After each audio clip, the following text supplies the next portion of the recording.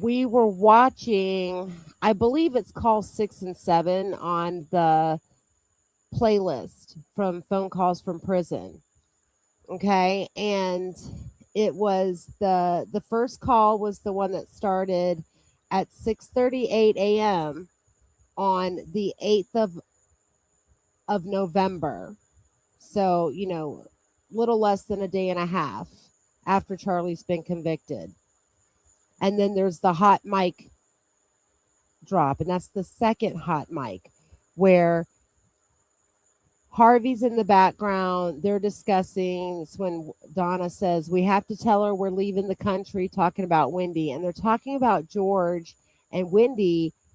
They're going to be coming over soon. Okay. So then we listened to another one right after that. And that call started, I believe it was 8:05. And at one point,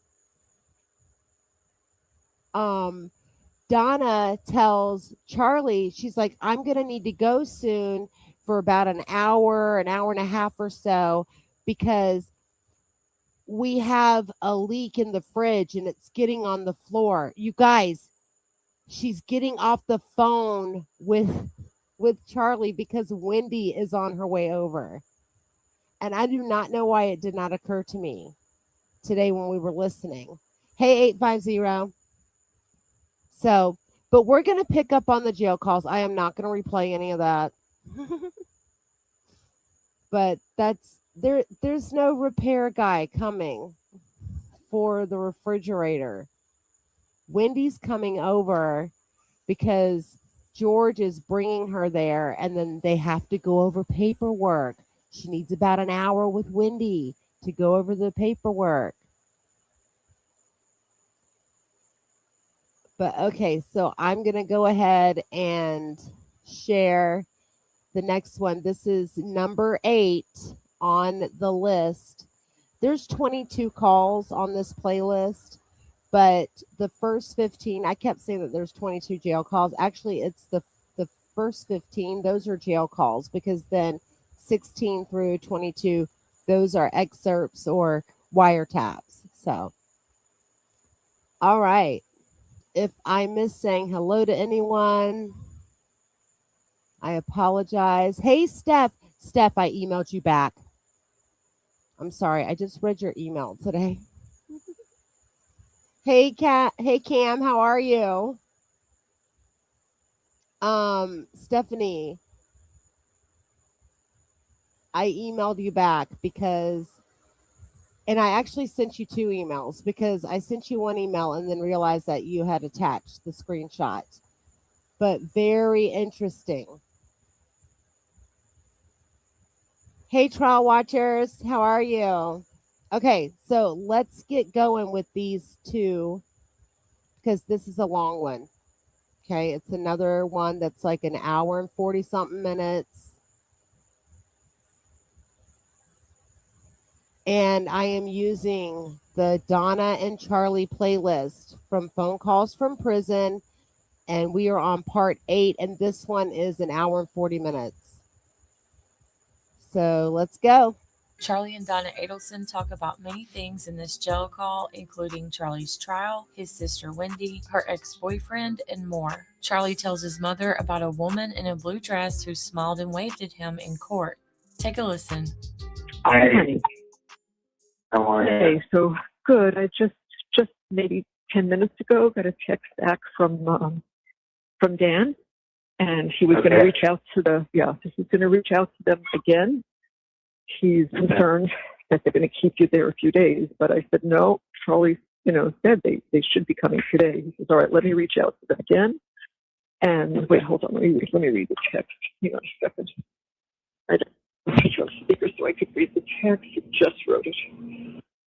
Dan,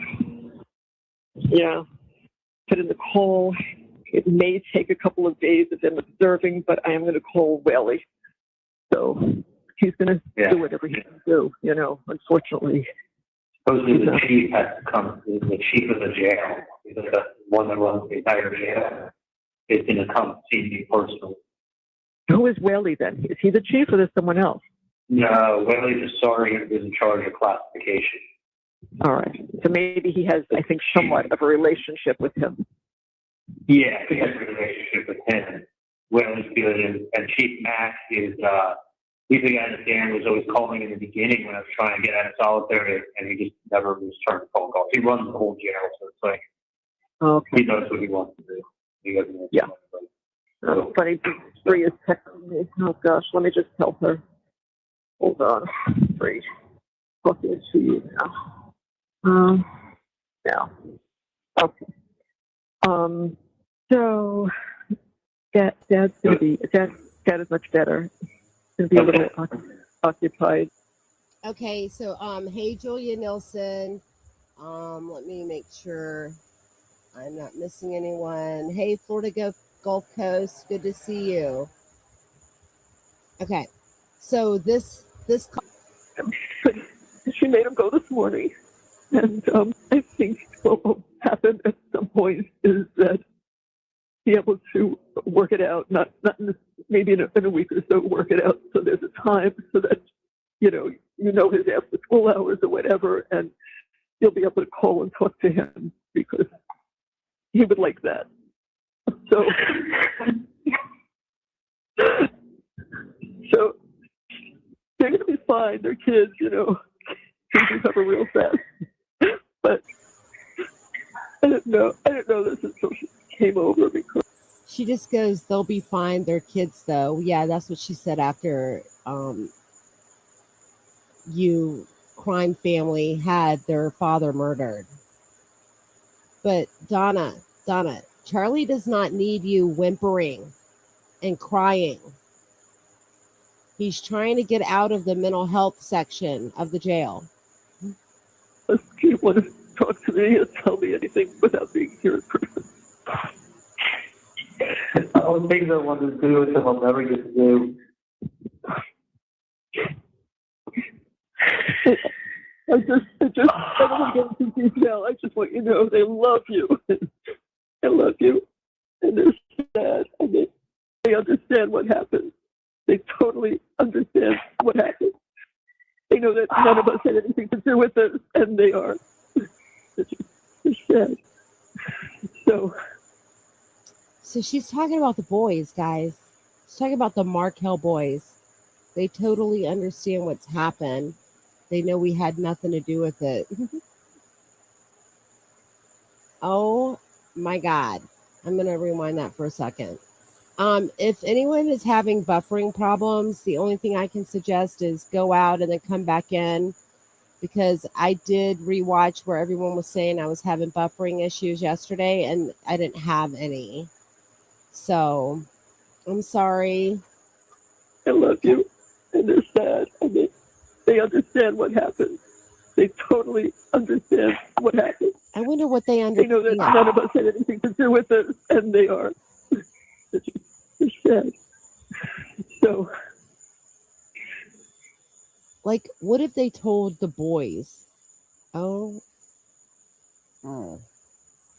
for now, we'll leave it at that. Just to grow the thing.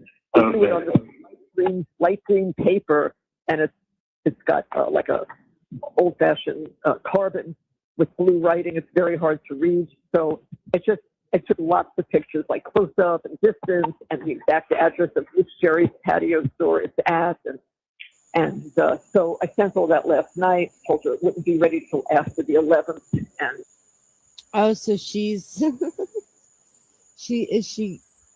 is she buying patio furniture for the Tortuga home, because they're gonna kick Janice out in 3 weeks, just to let everyone know. Interesting. Hey, Charlotte James, good to see you. If anyone is new, is Matt Mello here? Hey, Matt, good to see you. Thanks for being here. Rebecca, did I miss saying hello to you? Okay. If I missed you guys, I'm sorry.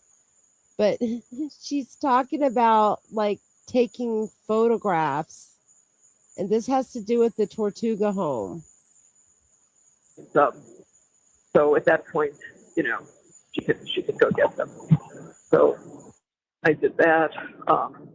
What else? Dad's going to have to still arrange with the electrician to go to Whale Harbor, because he can't rent or sell a house that has no lighting working in the living room. So it's got to get done one way or the other. So he's, not today, too many other things, but he's taking care of that. And if we can do that, I have other people that are going to make calls to me and take care of some things because we have more important things to do. So we're getting things that were on a time frame. We're getting those things finished. So yeah. So okay. Okay, so Charlie knows they're fleeing. That's why they're running around about trying to get everything in order. Three texted June. Funny, they're like talking like friends now. Oh, here's where they're starting to talk about Bree and June are talking like they're friends now. People were pretty mean to June. Bree felt bad. She reached out to June. She's like, Bree's telling me that June is so sweet. She's like, I know, told me the same thing. Yeah. She's like, June is really so sweet. She's like, she feels bad for her. You know, she's like, she may not be the brightest goal, but she's sweet and she cares about you. And she was actually kind of, yeah. No. Yeah. What was that? What did they put out in APB for June and Shinza? Can't find her. Hold on a second. They can't find her. Hey, thank you. Hold on a second. Hey, thanks for coming through. All right, buddy. I hope to see you soon. Yeah. No, it should be good, man. Thanks for checking on me. Just come back and say hi when you can. All right, yeah. That was one of the guys that are E2 that are trustee and can give them back to the fish. Oh, wow. Because that's the commissary. Yeah, coming in to give them my food back from that I gave them. That's nice. Because I gave it all away. You know? Oh, Charlie's made friends in jail. He's got someone coming back to give him his commissary. I wonder if this might be the part where he starts talking about sardines and crackers. We'll come back and give it to me City Solitary. Yeah, because I got notification that something was delivered, but I don't know. Maybe they delivered it somewhere else. No. When did you order it? It was delivered. I'm trying to think if it said yesterday. I think something was delivered. It said your order has been delivered.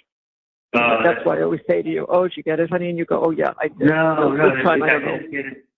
No, I don't know what it was that you ordered. I ordered a giant. That was from okay, but no, that wouldn't. It doesn't come till Monday. You don't get delivered tomorrow. No, Tuesday it was delivered. Yesterday. Right, well, on my whatever. When did you order it? When did I order it? Let me go back. Look at my computer again. Because you have to. You're not getting it, Charlie. You're not allowed to have it. You're on Suey watch. You're in the mental health section of the jail, behind the mirrored glass, so they can look in on you. So whatever Donna is saying, it was delivered yesterday, which was the 7th, because that's the Tuesday. But yeah, you don't have it, Charlie. They're not giving it to you. Order by Sunday to get it for Monday. Remember you said you weren't ordering me anything this week. I know. I thought I wasn't. That was maybe from the previous week. I don't know. I don't want to say anything. Yeah. Let me just go back outside. You didn't order me anything because we thought I was coming home. Right. Except why am I getting? I know. But I'm wondering why I'm getting something that's sure. Okay. It always comes. Donna's making sure that she's not, or that whether she's staying out of earshot of whatever's going on with Harvey and Wendi, because she said that Wendi made the boys go to school this day. Okay, so it's Wendi. Maybe George is there. I don't know. But she also probably doesn't want Charlie to know, or Charlie to be able to hear whatever's being said as well. After the delivery, so that's what I thought was odd, but I don't know. I'll tell you later. I'll look at it later. I don't want. Donna's so shaky in these conversations. Like she's on high alert right now. to bother with it now. So You were saying that call point bulletin for Judah. say that again. You broke up. They put out an ATV for Judah Shinda. You didn't hear that when they No. wanted her. She was, maybe you didn't hear the judge when June was supposed to testify. Oh, they called her early. She told her to come at It wasn't a real APB. like 2:45, and I guess they were running ahead of time, so she went somewhere. Oh, because that's what she said. And then her phone went off during the. He says that was my alarm to come in, and they were. Yeah, that's my alarm.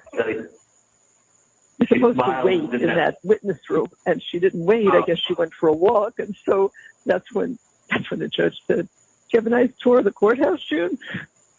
And she said, "Oh no, I've been here twice before." Yeah, she's like, Guys, it's not hard to get. It's not hard to get around the Leon County Courthouse. Like, oh my goodness. she really thought he was asking her, like, "Oh, did you have her? What do you think of the courthouse?" She's like, "I've been here twice before." Like, she wasn't trying to be funny. She didn't catch it. I know. She was, I mean, and then like she was so nervous, and then her alarm rings off, and she's like, "Oh, that's my alarm to be here." Yeah. She told her, "Oh, you need to be ready by 2:00 or something." I called her 1:15. So she just was left and set an alarm to be back at a certain time. Yeah. Yeah. So they. She actually looked fantastic when she. She looked gorgeous. Oh my God! I said to Dad, "That's June." She looked gorgeous. Woof. Yeah, she did her hair. She never does her hair. She probably wears makeup either. I don't think she wants to wear any makeup. She's just she looks stunning. Yeah, she looked beautiful. Yeah, but she was sweet. I didn't know what they would believe when they said, "Do you still have feelings for him?" She said, "Yes, I do. I still love him." And I'm thinking, shit, is that good? Is that bad? It doesn't matter. It doesn't matter. There's nothing that she testified. Oh my God. Okay, first off, June did look good. But they are kind of making fun of her. Hey, Joodles. I want to make sure I'm saying hello to everyone who's coming in. I see Salty Peppers here. Hello, good to see you. Thanks for joining. Armin Fence, good to see you. John Smith. Hey, John. I hope you're doing well tonight. I see Mrs. Skytroop has joined as well. Okay. Yeah, they're kind of making fun of her. But then they talk about how gorgeous she is. Now he's going to talk about how she never does her hair. So, yeah, she was just being honest. And even Bree said, you know what? She was just being super honest. But yeah. Yeah. I mean, she told him, she's like, "Look, he was my last serious boyfriend that I had 5 years ago." Mm-hmm. Like, I haven't had a serious boyfriend since then. Like, I think it made me very likable that, like, somebody this sweet, 5 years later, still thinks that highly of me. Not only did that make you like.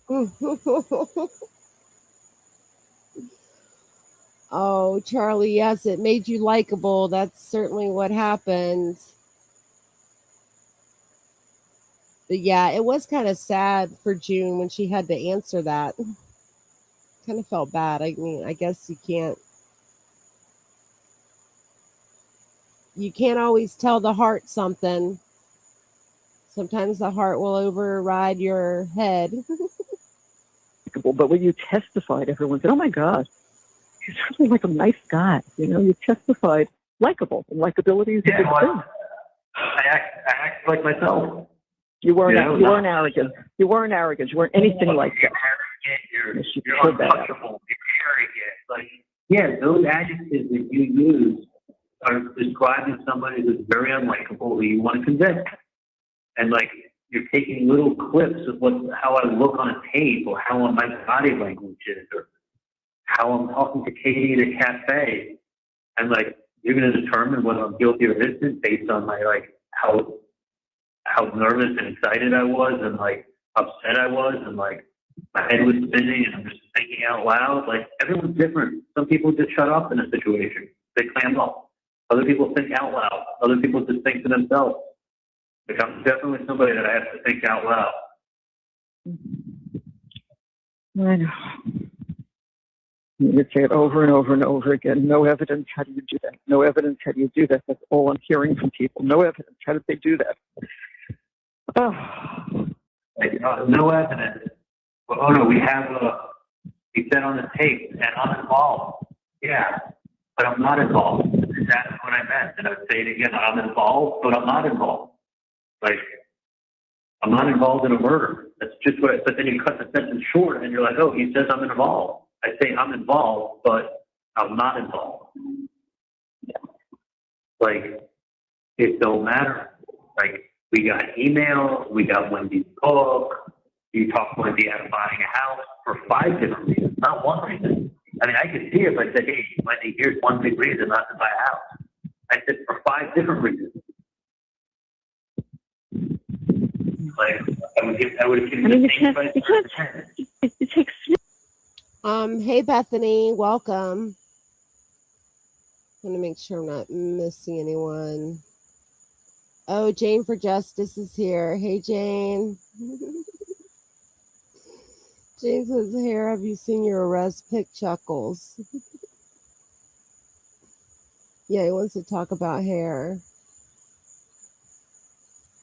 Yes, it's so, yeah. He was so arrogant. I know. Like, what was he watching, Mrs. Skytree? He thinks he was likable. No. I mean, I think Armin Finn said it like a few minutes ago, whenever, because there's a lot going on in the chat. Plus, it's very slow. But he said, like, this is nuts to listen to. Yeah, it's nuts to listen to. That's for sure. Cynical. Even if loyalty meant to commit a crime. Oh, yes. Yes, Rebecca, they are so unaware. Okay, let's get back to the Delulus. Snippets. You take snippets that don't. Okay, and they pretty much do this on every jail call. They're just going to rehash. They basically reiterate all of the evidence. Is pretty much what they do, and then bitch about Georgia. Oh, and then they talk shit about the jury. Excuse my French. Are out of context that don't mean anything, and you think that's yeah. Well, that speaks to motive. Like, I guess you could say anything speaks to motive. You know, anything involving any communication I have with Wendi must speak to motive. Like, I know. You know, I mean, basically the way they put this case together, the way they point fingers at everything, and they're just throwing everything in this pot of soup. I mean, it backed off a little bit at the end when they're like, did we say Wendi Adelson's on trial here?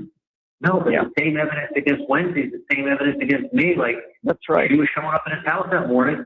Like, okay, well, if Wendy's not on trial, why are we talking about it? Like, she either had knowledge, and that's why she went to the house, or she had no knowledge and was going to the same liquor store she always went to. Right. Hey, California Avocado, good to see you. Hey, Remy Roo, good to see you again. So, just for people coming in, I did a live stream earlier today, and it was the second hot mic drop call, and then there was a short one, like the short call right after that. And if you guys were here earlier, like I didn't really think about it, but at the time, but I don't think that there was a refrigerator repairman coming. I think that they were talking about Wendi, because remember, we could hear in the hot mic dropped call that Harvey was texting back and forth with George or Wendi, and George was bringing Wendi there. But at 8:05 during the second call, Donna's trying to get off the phone because she's like, I need to get off the phone. I need to get off the phone because the refrigerator repairman's coming at 8:20. But I'm pretty sure that was Wendi coming at 8:20, because now we're here at 10:22 a.m. No mention of whether or not the repair happened with the refrigerator. But Wendy's in the other room with Harvey. Hey, Tally Gal, good to see you. I just want to make sure that I'm saying hello to everyone. If I miss saying hello to you, I apologize. But I think I've said hello to everyone who's come in. I know, we can't get enough of them. California Avocado says these calls are pure gold. To hear two co-defendants picking apart the trial from their POV point of view. Yeah. They are so crazy. Yeah. Cam Lacasse says, I'm quickly coming to the conclusion that Adelsons have no idea of what intelligence means. Well, you know, they went on a big tangent in a call today about confidence. And they're like, you're confident. Like they just kept talking about how everyone was confident in Charlie in regards to his testimony and his trial. And it's like, okay, literally they're on another planet. Okay. So she knew the route, went the old way. It was an extra 7 minutes out of her way. She didn't care. She was on autopilot. Like, as Dan said, when there's when Dan said when there's an alternative to what's being presented and it makes sense, that's reasonable doubt. It just has to be reasonable doubt. It doesn't have to be anything more than just reasonable. He said, and it's beyond reasonable. Beyond. I mean, he was. I mean, and the way, I mean, I don't know if it was me, but when I was listening to her give jury instructions, it sounded like, y'all, if you feel, you know, that you think y'all are smart, if you think it's reasonable that he's guilty, then you vote guilty. Like, I'm reviewing that today. I know exactly what was said and I'm pulling it up. We heard earlier today, like, okay, so Charlie, obviously the word y'all is in his crawl. He hates the word y'all, but there was a conversation about how he was talking about his son, who's 5 at the time when this is happening. He's obsessed and loves country music. So Charlie was talking to Donna and Harvey about getting him a guitar. But I kind of thought that was, I think it's cute that his son likes country music. Meanwhile, Charlie is going off about the y'all, and use your common sense, y'all. He keeps making fun of Georgia's accent. I don't know. I kind of find that ironic. I know. She made it sound like, if you think the Chiefs are better than the Dolphins, vote for the Chiefs. Like, don't be silly. You know the Chiefs are better. Okay, I'll place my money on the Chiefs before the Dolphins, but not beyond a reasonable doubt. Like, what does a reasonable doubt mean in a first-degree murder case? Like, did the person present something that did happen, actually, that is different than what you think happened? It's not that. All the other coincidences these people didn't want to hear. A coincidence is something that you can't. Hey, Susan. Hey, Melissa. Good to see you guys. Hey, Will. Good to see you. And now we're continuing to listen to these delusional murderers. And they're just complaining and repeating themselves. Explain. Right. It's just, right. It's just a coincidence.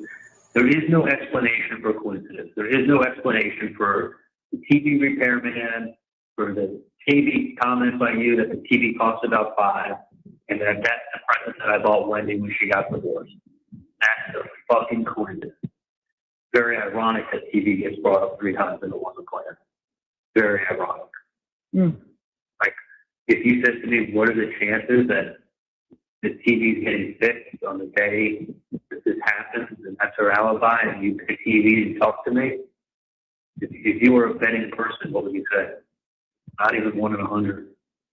You know, if you said, what is, by having Wendi show up at the crime scene, it means I had to have known about it, and that's why Wendi knew about it. That's why she was showing up.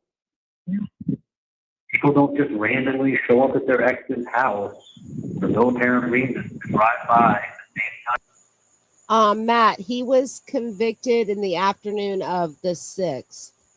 So this is about a day and a half later. Time that he's getting killed. An hour after, and check to see if it was done. Yeah. I mean, did she drive that route? Yeah. Was she going to turn on that street? Yeah.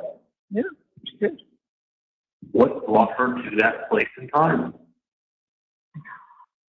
Like, Crazy. I mean, it's crazy. It's what you said to me the other day. It's like a movie crazy. Like, wait a minute. These things can happen. These coincidences. It's just a crazy coincidence, but it happens. but what brought her to that place and time at that time on that day? Not an hour before, an hour after. Yeah. Like, it would have had to be, like, not 5 hours later, not 30 minutes before, but an hour later. I know. I mean, dude, I had the 911 operator's aunt come in for jury duty on the case.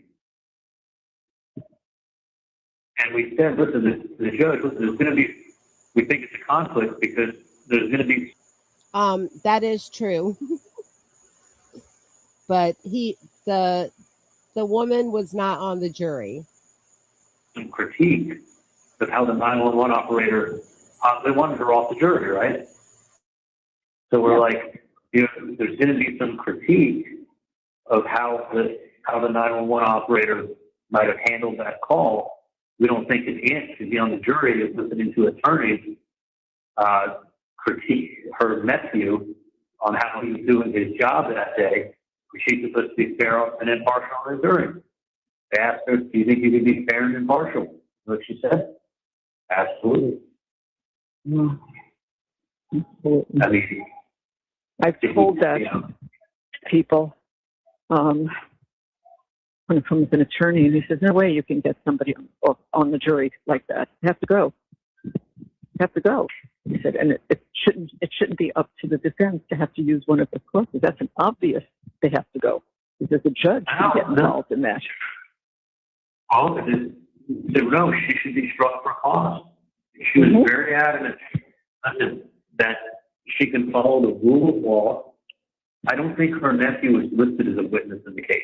He may not have been listed. So he wasn't listed as a witness in the case. She can follow the judge's instructions, the rule of law. That's not going to affect how she handles the case. She's going to be hearing her nephew handle a 911 operator call from Geiger. Guess what? Judge allowed her to stay on. They allowed her to stay on. Yeah. Oh my God, I didn't know she was on. She was allowed to stay on. See, the way it works is this. First, they bring 152 people individually to a questioning in the back room. In the back room with me, Dan, Jeff Dubin, one of his assistants, the judge, both prosecutors, and 2 sheriff's officers, and a court reporter. Hey, Cosmic Kitten, good to see you. I didn't remember that the aunt was allowed to stay on the jury. I don't think that that's true. Okay, for those of you who don't know, Patty's Playhouse, and it's been a while ago. I would say it's been at least a year and a half ago, maybe even longer. Patty read all 1,000+ pages of jury selection transcripts on her channel. It was over 8 episodes of her channel. So we got to, I mean, it was fascinating. But I didn't think that the 911 operator's aunt stayed on. I don't know. He might just be blowing smoke up Donna. Press. So one person from the press can come in at a time and sit there, and that's how they got that photo of me sitting there in a gray suit. So, so they said to her, "Can you set those feelings aside that you have, even if there's critique of the 911 operator, Paula, and handle your duties as a juror?" And she said, "I absolutely can." He said, "Okay, we'll keep her." So then she gets put out into the audience, right? And then they keep 60 people for Wednesday. Right. So on Wednesday, there were 60 people. And they call up jurors 1 to 21. They start asking all them questions. The ones that answer wrongly, we eventually ask to get up and leave. You know, you're excused, you're excused, you're excused. Then those seats that are empty, they get filled with the next row of jurors, get put in there. Hey, Janet True, good to see you. If I'm missing anyone, thank you all for being here tonight. We're just continuing to listen to these South Florida Adelson crime family murderers. And they get more questions and questions and questions. Then once you have a panel of 21 up there in a row, and everybody's labeled like 1, 2, 3, 4, 5, 6, there's an alpha system. Yeah. 21 seats.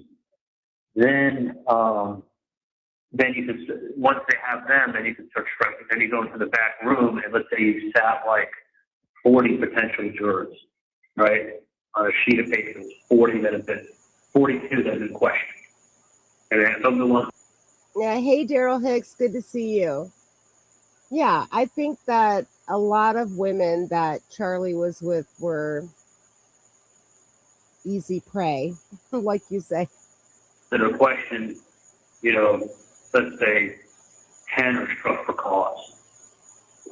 42, and let's say 7 let's say for cause, and it brings you down to 30, right? And then out of the 30, each person gets to eliminate 10, just to order from 1 on. So you basically went from 42 to probably 35, and then each got to kick off 10 out of the 35, and that's how you ended up with 15. So you realize that you started with 152. Out of the 152, you got down to 60. Out of the 60, you got down to 42. And then out of the 42, you start asking questions.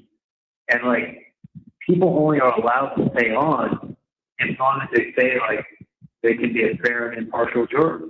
Just follow the rule of law. Yeah. Then, after 42, let's say there's, like, the guy from the Yankees said, I don't think I can judge the case fairly. Like, he just finally said it because he needed to let go. So he got let go. And they got next to him, who was the GM of a local restaurant chain, and he didn't want that restaurant chain to have any affiliation with him in the case.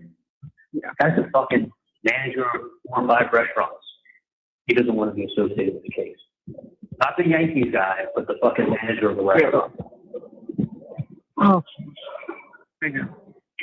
So, like, we got Josh Newman, who did a fantastic job interviewing people, fantastic job asking them personal questions about themselves, really trying to find out how these people think, what kind of jobs they've had, where they've worked in the past, how they look at different situations. He asked the panel, like, is it odd if somebody keeps a large sum of cash in their house? Like, do you think do you find it suspicious? Like, or do you have a problem with that? Or what does it make you think? And one lady was like they asked her, like, what's a large sum of cash? One lady's like, well, I think if someone has like $3,000 in cash in their house, that's very odd. Like, that's an awful lot of money. And then one lady who was black lady whose husband or her father, she said her father was a roofer. He was in the roofing business. Mm-hmm. And she said she remembers he had a top drawer in their house that had 150,000, she had like $200,000 in cash in her parents' house, or maybe he was in the construction business. And she said he had 100, 200, 250,000. She said her parents liked to keep cash, and he was in the business, and he kept his cash at home. And like, he wasn't involved in anything illegal, but he had like $200,000 in cash. Okay, Charlie's trying to justify him having a lot of cash. I don't necessarily remember one of the jurors or prospective jurors saying that they had a relative or whatever that had $200,000 worth of cash in their home. I don't know. If anybody remembers those transcripts, I mean, they were a lot, but it was 8 episodes for a couple of hours each. But I don't remember that. Interesting. It was the family's house. I mean, she said he passed away. So it's like, and he's like, he's reassuring Don. He's like, but she said that, he wasn't involved in anything illegal. It's like they're, and I think other people have said this. It's almost like they're trying to cover their asses, and it's almost like they're talking to the prosecution or law enforcement while they're talking on these calls, in a sense. was looking to get robbed. She said, no, her dad passed away years ago, and he did that. So and then the other guy said, she was taken or she was struck? I don't remember. I don't remember. Like, she was in the second row. I remember that.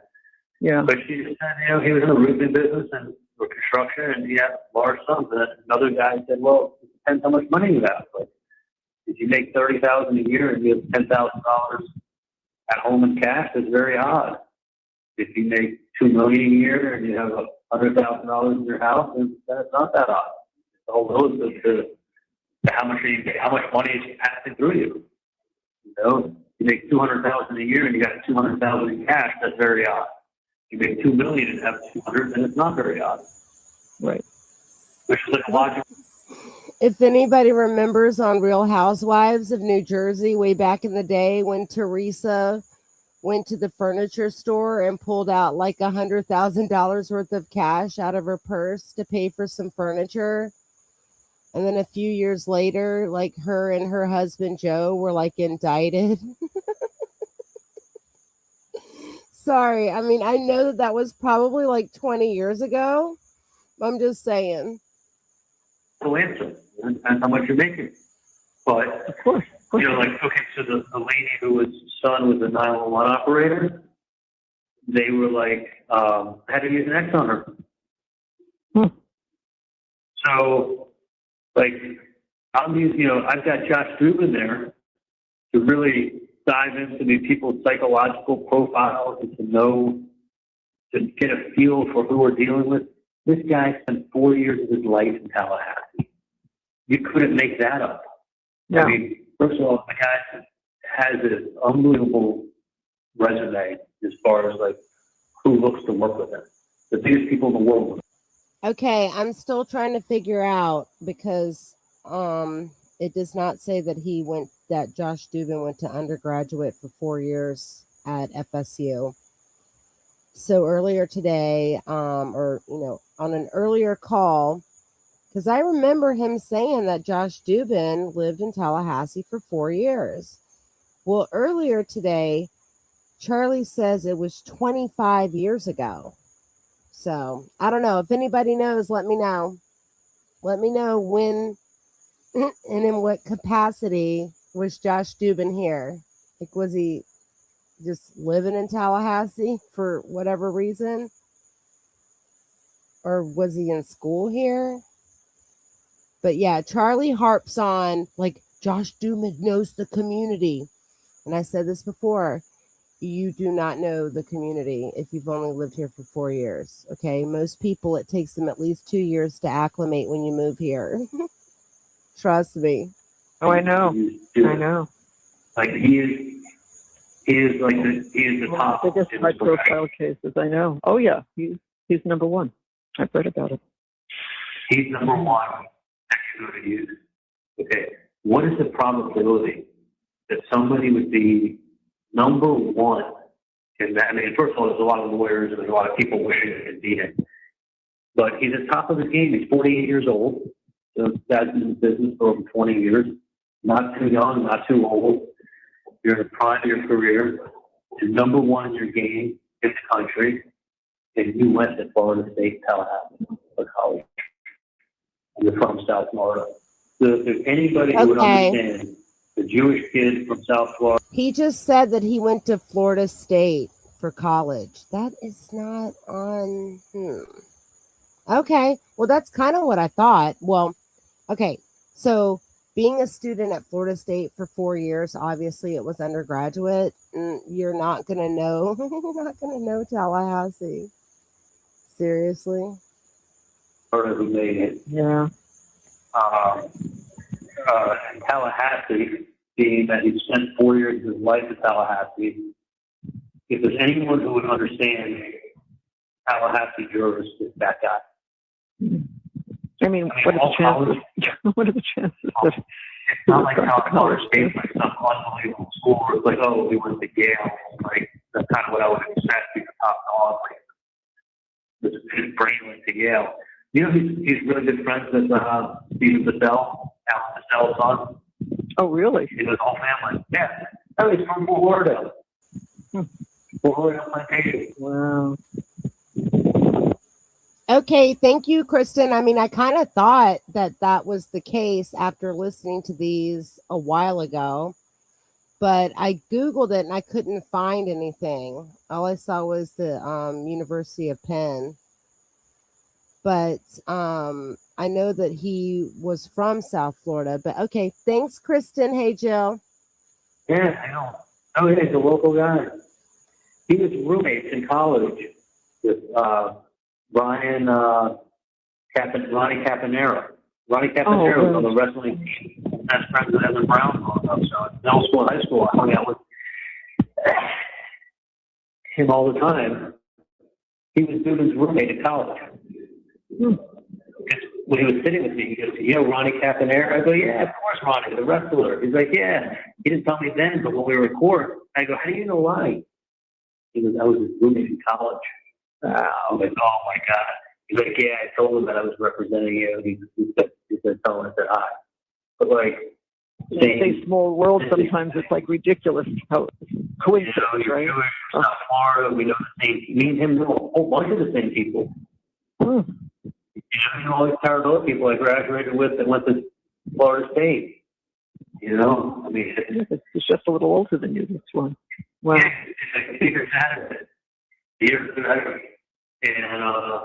And he's the top of his game, goes to Tallahassee. And we're sitting there. It's like, yeah, the 911 operator's hand is on our jury.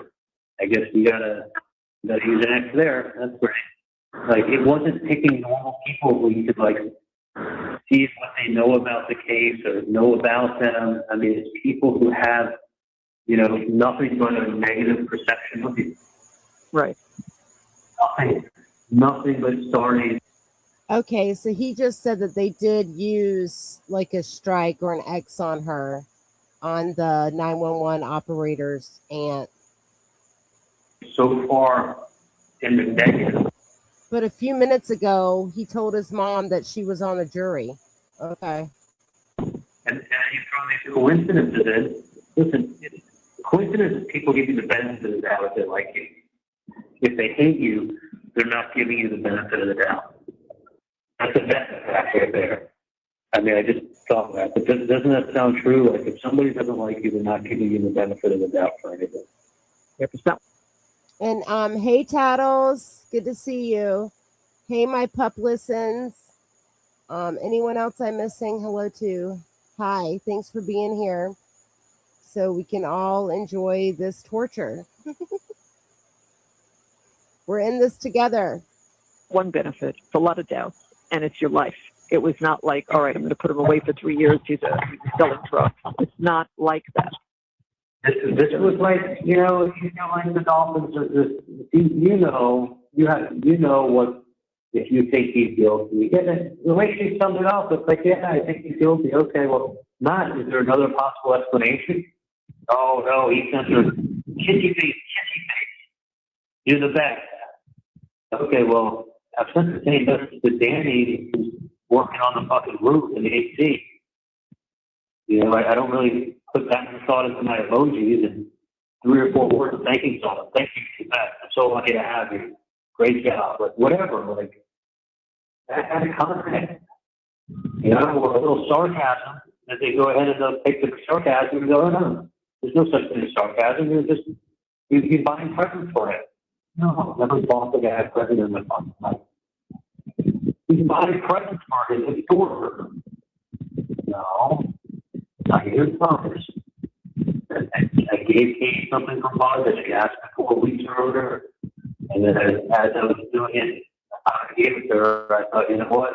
Instead of I think I'm hooking up with her and I'm giving it to her. So maybe just that I'll say it's for me. It would be all right. I was joking around, half serious, joking around. Like, of course. I didn't want the guy to tell that. You can tell. Like, there was no, like, oh my God, you think he's going to enjoy it. I was being so sarcastic. I'm like, I didn't know what to get a married man with kids. Like, just talking stupid on the phone, not thinking that that's now going to be taken and twisted and like you're going to take it literally. It was the same bag that she had asked me for that's on the wire weeks earlier for her. She said, "Can you get me some Bud from Bud?" Yeah, that's her exact words. And so it was, "Can you get me?" So I finally gave her. I kept trying to meet up with her. I couldn't. She was avoiding me. Like, holy shit! It wasn't even close to being a fair chance. No. I'm like numb and full. You're numb. You're in shock. You're angry. All of that. I know. It's like, what are the 4 stages? It's shock. It's anger. It's disbelief. And then you get over, right? Is that like the 4 stages? You know what I'm saying? Yeah. I mean, Dad and I are like you. We keep looking at each other, but it didn't really happen. Wait, I think he just talked about the 4 stages of grief. I'm gonna go back for 10 seconds. I mean, Dad and I are like you. We keep looking at each other, but it didn't really happen. Sure. Sorry. What are the 4 stages? He's okay. Well, first off, he does not have the 4 stages correctly. There's 5 stages, but yeah, he's gonna say. I think he's gonna say shock and grief. It's anger. It's disbelief. Said it's shock. It's anger. It's disbelief. Okay, well, shock and disbelief are not a part of the 5 stages of grief. You get over, right? Is that like the 4 stages? You know what I'm saying? Yeah. I mean, Dad and I are like you. We keep looking at each other, but it didn't really happen. And Donna, okay, so Donna's like whispering, right? And like her mouth is so close to the phone, so it's really hard to hear what she's saying all the time because Harvey and Wendi are in another room. I mean, make sure that he's taking advantage and like get a fucking heart attack. It's the last thing I need to hear here. If anything happens like that, I'm like, I missed like the last 30 seconds. I mean, I know Dad wants. Take Xanax, relax. I don't want blood pressure. No. I know. He's a lot better when he takes Xanax, right? Yeah. There we go. At least one time. And it's usually multiple times in all of these phone calls. The pill pusher Charlie is pushing the Xannies. Well, I actually was on the portal, the doctor's portal this morning, ordering some medication. So probably later today or tomorrow, things will be ready, and I'll be able to get some more. So that's one of the things I was doing. But I thought when Janice said to me, I want to take one of the I'm taking one of the TVs. I thought she was kidding. I'm like, oh, please, so ridiculous. You're So never- when she, I was glad she said she would take the dog, but and obviously not looking to kick her out, but she needs to actually start looking for something.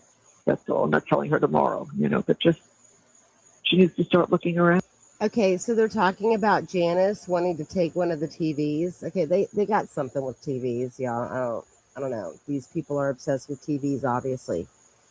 But yeah, Janice asked Charlie on a jail call between Janice and Charlie if she could have one of the TVs out of the, like, off the wall, out of the Tortuga home. And then Donna just says, she's got to find somewhere else to live because, I'm not going to kick her out tomorrow. No, you're going to kick her out in less than 20 days. That's a fact. Because well, that's why what I said to her was, I don't know what my parents are planning on doing, but I can tell you that it's either going to be rented or sold. I said, I'm not telling you you need to get up next week. Right. But I'm sure, it's going to go in that direction because Janice, I ain't coming home. Right. All right, you told her. So let me give her a little space. Let me give her like 2 weeks, and then I'll tell her. Because I have to make other arrangements. That's not high on the list. I told her there's a million other things that we're taking care of now. Yeah.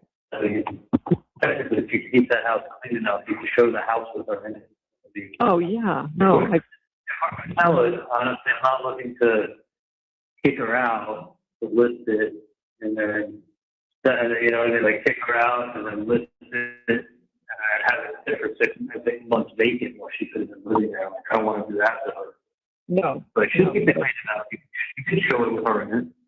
What do you think time-wise is reasonable? Because I'm obviously not listing anything yet, but 3 weeks, 4 weeks, should be looking.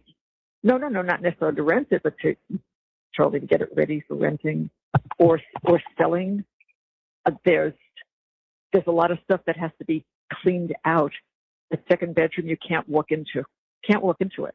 The one to the right, you can't walk in there because she has tons. She brought it all down from when her parents moved, I guess. Right. And she had to clear out. So there's racks. There's racks and racks of clothes and shoes. It blocks the whole room. You can't walk in there. So it has to be cleaned out and freshened up so that, She can move her to the storage unit. If she gets the house presentable for showing, I'm fine with her staying there until it's rented or sold. If she can't have it presentable for showing, then she needs to vacate. Okay. So give her a little time. If she has to get a new storage unit for $300, it's better for her to get a new storage all her stuff. Yeah, that makes sense. Just to make it, because the realtor comes in. And hey, I see Neverly's joined. I'm trying to remember if I've missed anyone else. I'm sorry if I've missed you, but yes, Tallahassee is the capital of Florida. But remember, Donna's first defense attorney, Marisol Descalzo, she thought that Tallahassee was in Georgia. Because for some reason, they don't know that it's the capital of Florida. There, he's going to say, you can show this. So, yeah, we'll straighten it out. We'll get to that. That's a few weeks in. Got to go wait. For so long, the house became like me. Like, that house became like a piece of me. Like, I wasn't ever going to leave. I was never going to sell that house. I was always going to keep it. That was my home. Like, I literally, like... Sure, I know. Doesn't seem real. Like, it doesn't fucking click. No, reality has not set in. Not set in because 48 hours, and you're not stupid 48 and you hours. haven't even gotten out. Not even yet. And what is this? Oh, yeah, man. Thanks. All right. Now, well, like, it doesn't seem real. It's less than 48 hours, but I came back from the jail. Like, as soon as I got done upstairs, they put me in a holding cell downstairs. They walked me off to the van. They put me in a separate area on the van. People were talking to me through the visor. You know, they couldn't see me. It was all metal. Like, Adelson's on here. They're asking me on the case. That was getting me. And then took me off, and they had my clothes, my jailhouse uniform. And then they immediately took me to clean out my cell, and they put me in this cell for observation. And I've been here since Monday. And this, like, Yeah. I'm sure this. Dan said originally, because when I spoke to him, he was done, I said, it's going to be 48 hours. Could be another day. I said, oh, Dan, please. So that's what he wrote back just now, and this is what I can do. So it's been, it's not like he has control today on Monday, but it's like, you know, you got this mirror, it's a steel door with mirror with glass, safety glass, but that mirror film on it. So you can't see out of it. Someone could be standing on the other side of the glass looking at you. You wouldn't know if they were standing right outside the door. So yeah. So they came back. And they said, "Fucking, we're not going to be looking at any evidence." So I mean, when I saw what Katherine did to them. Charlie, it's called You're Under Observation. And I don't know what the rule is in jail. I would assume it's at least 72 hours because that's kind of like what a Baker Act hold is usually. But when you're going away to prison for life, I would assume it's at least 72 hours. But he hasn't started getting really nutty yet. We've only heard him whimpering and maybe breaking down a couple times at this point, because I know that there's more where he starts really breaking down, and at one point, I don't remember which jail call it is, but Donna has to say, you know, I talked to Dan. She's talking about Daniel Rashbaum. I talked to Dan. He says you got to stop crying. You can't be emotional, or you'll end up staying in the mental health section of the jail. But yeah, he's complaining about having a mirror in the door window, but it's a two-way mirror so people can, you know, see the jailers, or the jailers can see inside. The last 2 hours, I got sick. Okay, so now he's talking about George's closing. He got the last 2 hours of his trial, meaning George's closing, he got sick. If you're not following what you should be following, and then when she was giving the instructions, it was like, you know, and then whatever Dan did, she like poo-pooed. It was like, this is not puzzle pieces. This is a mountain, y'all. Yeah. This is a mountain. She was using everything that Wendi had ever written or said, everything that you had written, and they're tying that all in with my case. Like, what is Wendi's fucking book have anything to do with me and my trial? Nothing. Yeah. But when you tell people like what she wrote, and then you read the 2 lines out of a book, it sounds like she was making it, like she was hating on Tallahassee. And but when you just got up here and told you how much she liked the place, little place on the way to a place this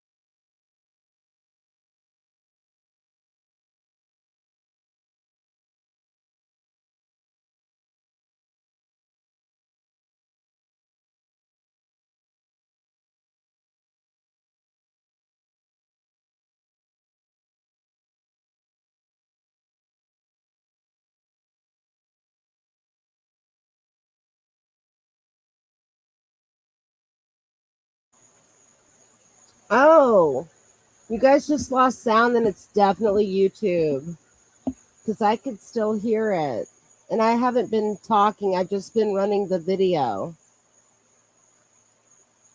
Hang on.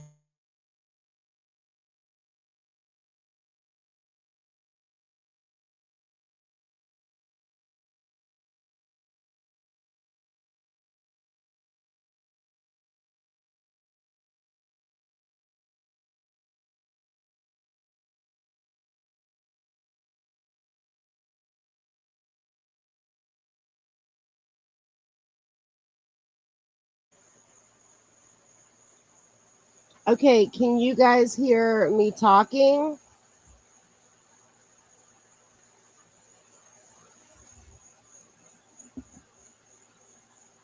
Okay. Okay. All right.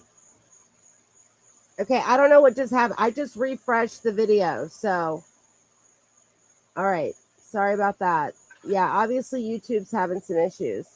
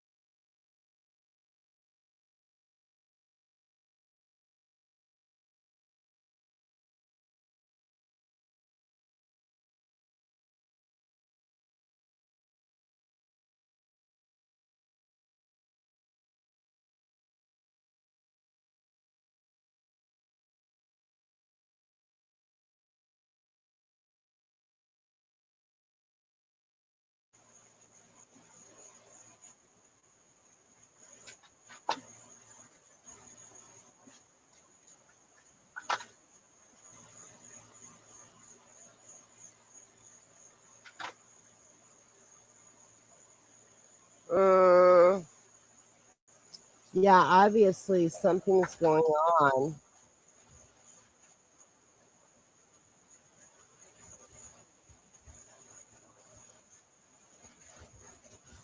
Can you guys not hear the video?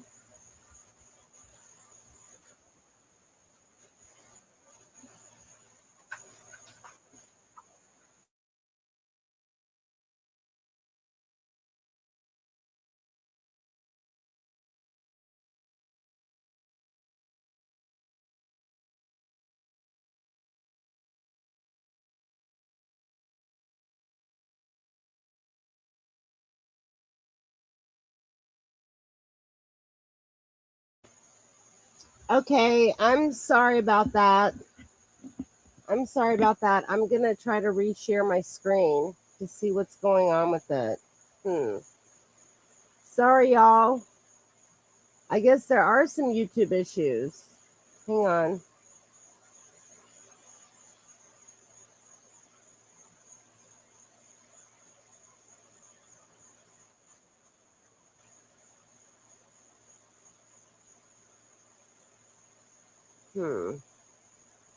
Okay, let me see. Oops.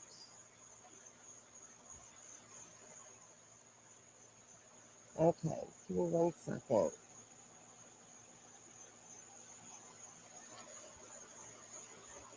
Okay, let me see if resharing it helps. We'll see.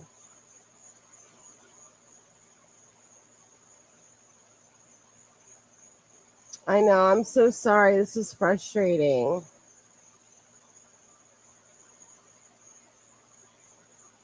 Show up at the house and I will be driving up. Wait till there's one.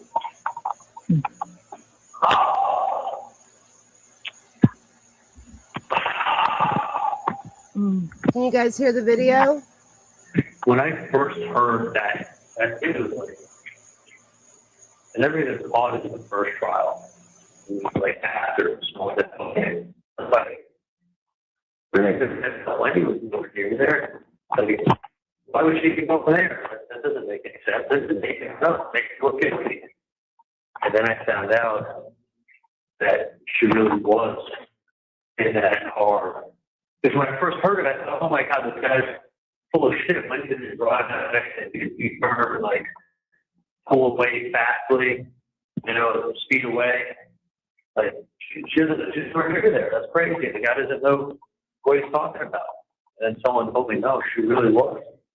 And I was like, when I heard that, they're like, you're like, they think she's involved because she was there. Yeah. And I'm like, no, why would she be there? What's this? That's because then they said to her, you saw that. Why didn't you call the preschool to see how the children were? Why didn't you see how Danny was? Well, why would she think there's a problem? She thought it was a tree down. They just closed off a whole bunch of the street. She really didn't think there was anything. If she thought that her children were in danger, she would have called the preschool. They said all the fire rescue was gone, the paramedics were gone, the road was blocked, and it had yellow paint. Well, yeah, that was it. Well, that would make perfect sense. There were at least a dozen cop it's not cars. like she showed up 6 hours later. It's not like she showed up an hour before, an hour after she shows up. Because, as Katherine said, she couldn't help herself. Yeah, she couldn't. When they say the most obvious answer, the simplest answer, is the real answer? It's not. I mean, what's the most obvious answer for Wendi leaving her alibi and then showing up there? What's the only answer you can have? And as soon as she leaves her house, she goes and shows up on the street. It's just so stupid. It's ridiculous. It's so stupid. But here's the thing. What's the most obvious answer? I just wanted to see if it was done. Couldn't help herself. Couldn't help herself. Don't be fooled, ladies and gentlemen. You're getting what do you think she's doing showing up there at Adelsons? I mean, every time you tell someone it's a coincidence, what you're really doing is telling them not to. Don't believe this. Don't believe what looks to be true. It's just a coincidence. I'm afraid to stop the video since when facts line up, sometimes the facts line up because it's what happened. Right. Other times the facts line up because it's a coincidence. Yeah. Like, a lot of times facts line up because this is really happened. And then people go and say, man, that's just a coincidence. Like, sometimes coincidence, which is really what they were. And all the explaining doesn't help. All the explaining. You start with, yeah. I mean, you start, yeah, was it a coincidence that, like, she wrote that in her fucking book? Yeah. There's probably modeled after her, and she was just pretty much saying, like, she just saw Tallahassee as never a permanent stop. She didn't really need to say, like, on the way to civilization to make it seem like this place ain't civilized. She's above. I'm better than this place. And when someone says this is not civilized, you're saying, like, this is not up to my standards. That's what Katherine wants to show. Wendi was unhappy. Her mom was unhappy. She and Charlie was unhappy. It doesn't affect my life one bit. Not one drop. I haven't lived in the same town as Wendi since 1995. When she lived in Miami with Danny, I didn't even remember her having lived in Miami. I have to be reminded. I probably saw her twice. Yeah, I know. When she lived down there, so busy working, whatever, would have been on some holiday when they come over your house. Probably saw her with your house. It's unfathomable. Like what I saw in trial, what it turned into on that one day. It was like the air got sucked out of the room. It was, I can't even describe it other than that. It was like what went from being like I literally came in that day feeling Dan is a fucking closer. Yeah, and we're gonna close the thing out because I felt like we were going into the final with the lead, and you got the best reliever pitcher coming in on the mound. Like he's not going to screw this up because he's just asleep. There was too much evidence to review that it could possibly be done that day. We knew it had to be at least one more day or at least 2 more days. And then they're walking back in. They had lunch, and I thought they weren't even writing when he was telling them to look this and this up. Nothing. It was. They looked up nothing. No, they looked up nothing. He did nothing. What they did, they put the autopsy photos up for 8-10 minutes each time. It felt like left the photos up on the screen while she's talking twice. I mean, they were in evidence, so they're allowed to bring it up. So in closing, they bring up listen, we called my parents' home phone number. You were only there for 3 months in 2014. Yeah, 3 months were there. So, but they put up a chart showing I know. 14. That's what I didn't understand. I mean, it was January, February, and half of March. Yeah, I said, so I called that number a handful of times. They were only there 75 days, not 14, 15, 16. The house was sold in 15. Right. They had already been gone a year when the time it had been sold. So what are we, you're showing up a chart. I'm calling from my cell phone. I'm not calling from a phone call. I'm not calling a phone call. Hey, Blue River. I'm not having them get a phone, separate phone. I'm calling my parents' landline. They made a demonstrable. They thought it was important. Yeah. I mentioned the fly. The FBI says you look at landlines because they have to read that they're more secure. No. You use a landline and the reception's bad on your cell phone. That's number one reason I use it. The only time I said on all the wires I wanted privacy was when, after the arrest, Mike told me, don't talk to Katie, don't talk to anybody about this case. Right. Cannot do that whatsoever. So when Eric calls me up and starts talking about Katie, I go, what, I remember Mike said the phone was that because so don't talk. So I said, Eric, let me call you on your cell phone. I'm going to call you from the landline. That's the one time I really did it. I didn't want to do. Why is his cousin Mike Mintz telling him not to talk about Katie on the phone? I didn't know what Eric. Honestly, I didn't know what Eric was even going to say or ask. Or that was the reason. That was the one and only time. And I clearly in that case, I said, I'm going to call you on a different number. I never said to Katie, hey, give me a different number to call you on. I'm going to call you from a different number. I'm looking to hide it. There was no, these people, the juror number 15 totally understood what was needed to bring back a guilty verdict. But beyond a reasonable doubt means no other possible way you can explain this. Not paid, but I generally think that I can't say the word coincidence 3 times in a case to buy it. Very much. Jury has spoken. I need to. I'm going to listen to that as soon as I finish some of this other stuff. I'm going to listen to that excerpt because I wanted to hear her exact words. I want to have those words. And I'm sure she didn't screw it up. She's not screwing anything up to make it an appealable case. She's not going to leave she's not going to leave that window open. Not on this case. People screw up cases all the time. This was her simple to go, this was her big case.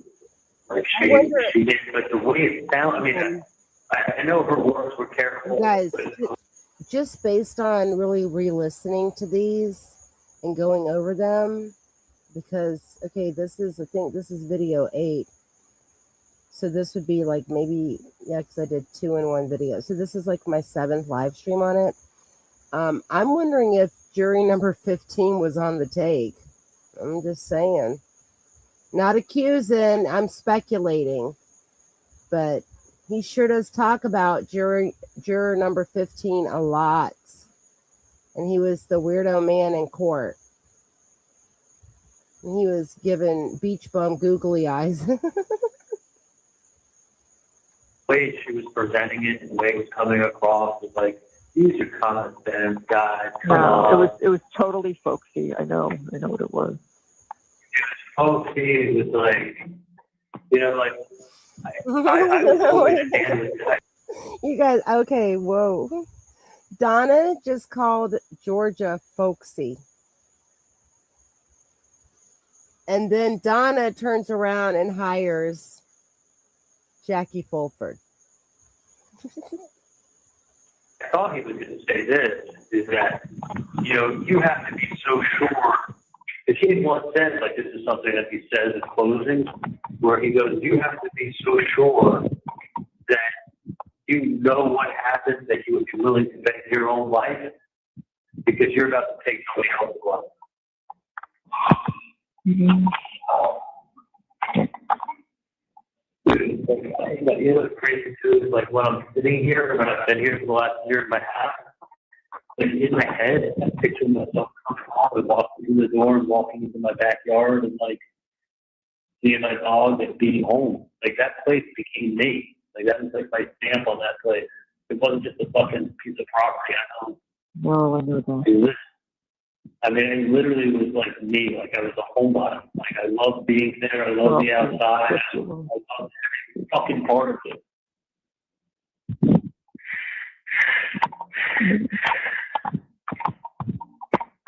I know what you love.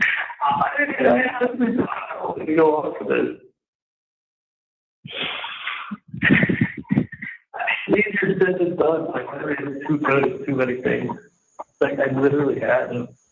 Okay, so every time he's like breaking down and crying, I mean, he just did this like really weirdo breathing thing.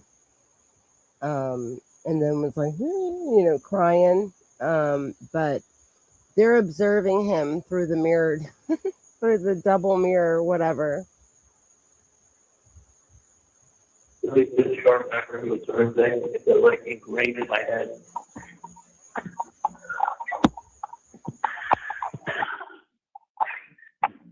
I mean, I don't know what to say. I don't know what to say.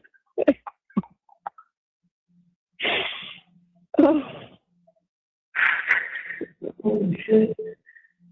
You have that picture of the dog bowl with me rolling and Enzo? Picture of what?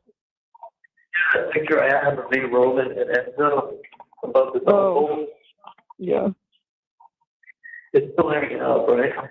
Yeah, I believe so. I haven't been in. Dad's been in. You want that picture? I don't want to see it. I got that in my head for black shorts or blue shorts. It was like literally like, you know, that is me. Like that is everything that I was about. Like that is everything that makes me happy.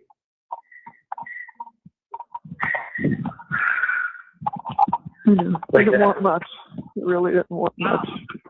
Just want to hang out with my son, hang out with my dog.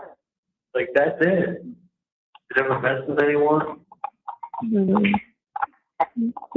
Like that is what I want to be remembered as.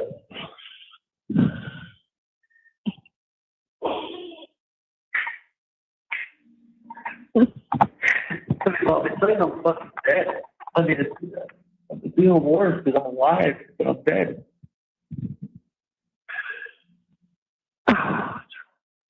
I mean, there was no fucking way that trial could be won in Tallahassee. I am kind of scared. Sorry. You can do that case 100 times. I'm scared to stop the video, but we got to listen to that. He just did the I'm alive, but I'm dead. Okay, sorry. I want to go back about 15 seconds. And this is the video. I'm sorry. This is the call, I believe, when he starts talking about seeing Wendi in the blue dress. Well, it's like I'm fucking dead. I mean, it's even worse because I'm alive, but I'm dead.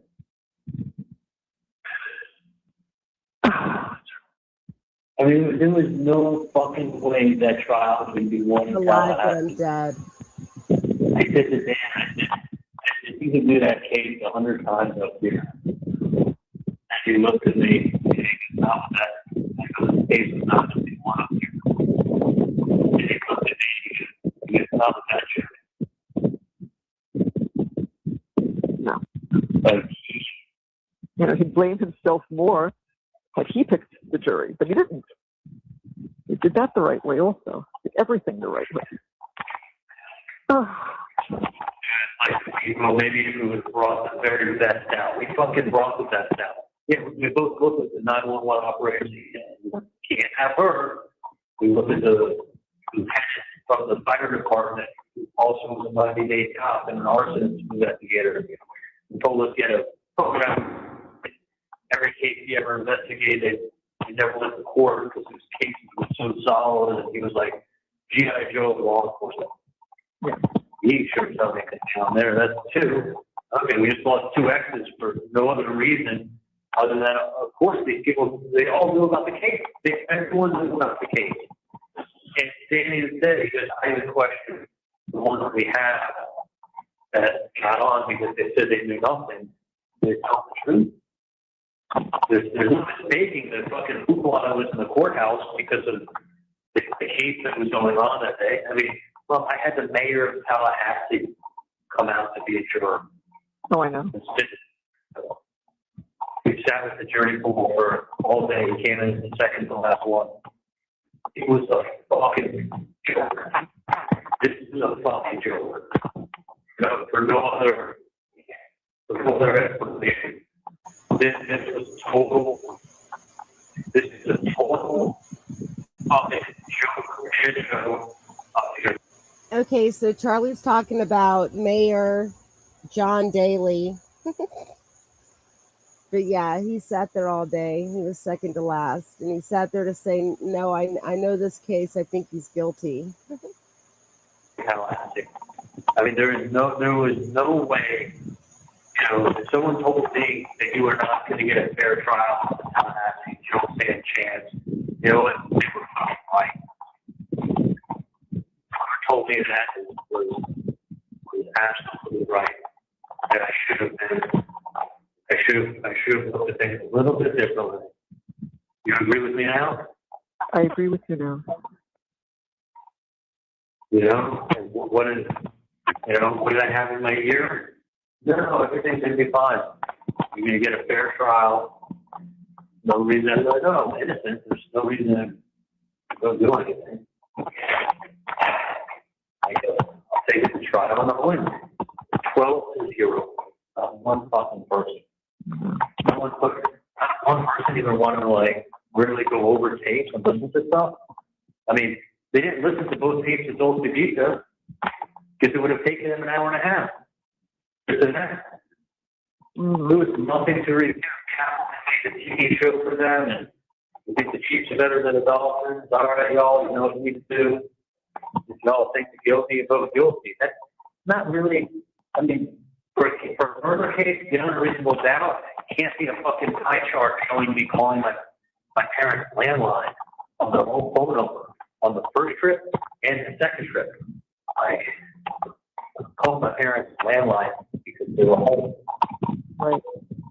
There's nothing you're hiding by calling from my cell phone to their landline that they've had since 1979. By the way, did you have that number in the first house too? Did you just transfer it, or was that the one you got? Yeah, no, that's the first number, and they at that time they let us move it to the new house.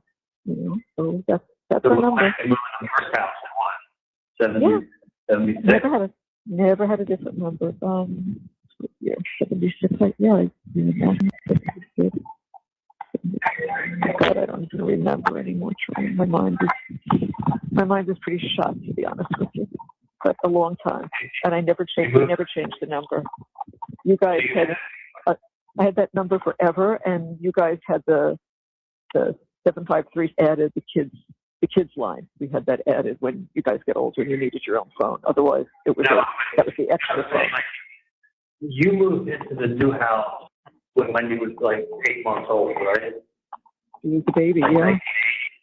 Yeah. No, 79. We moved in 70. We moved in the new house in 79. That's right. So you lived in the house before that since when? We lived in the other house 2 years, 2 or 3 years.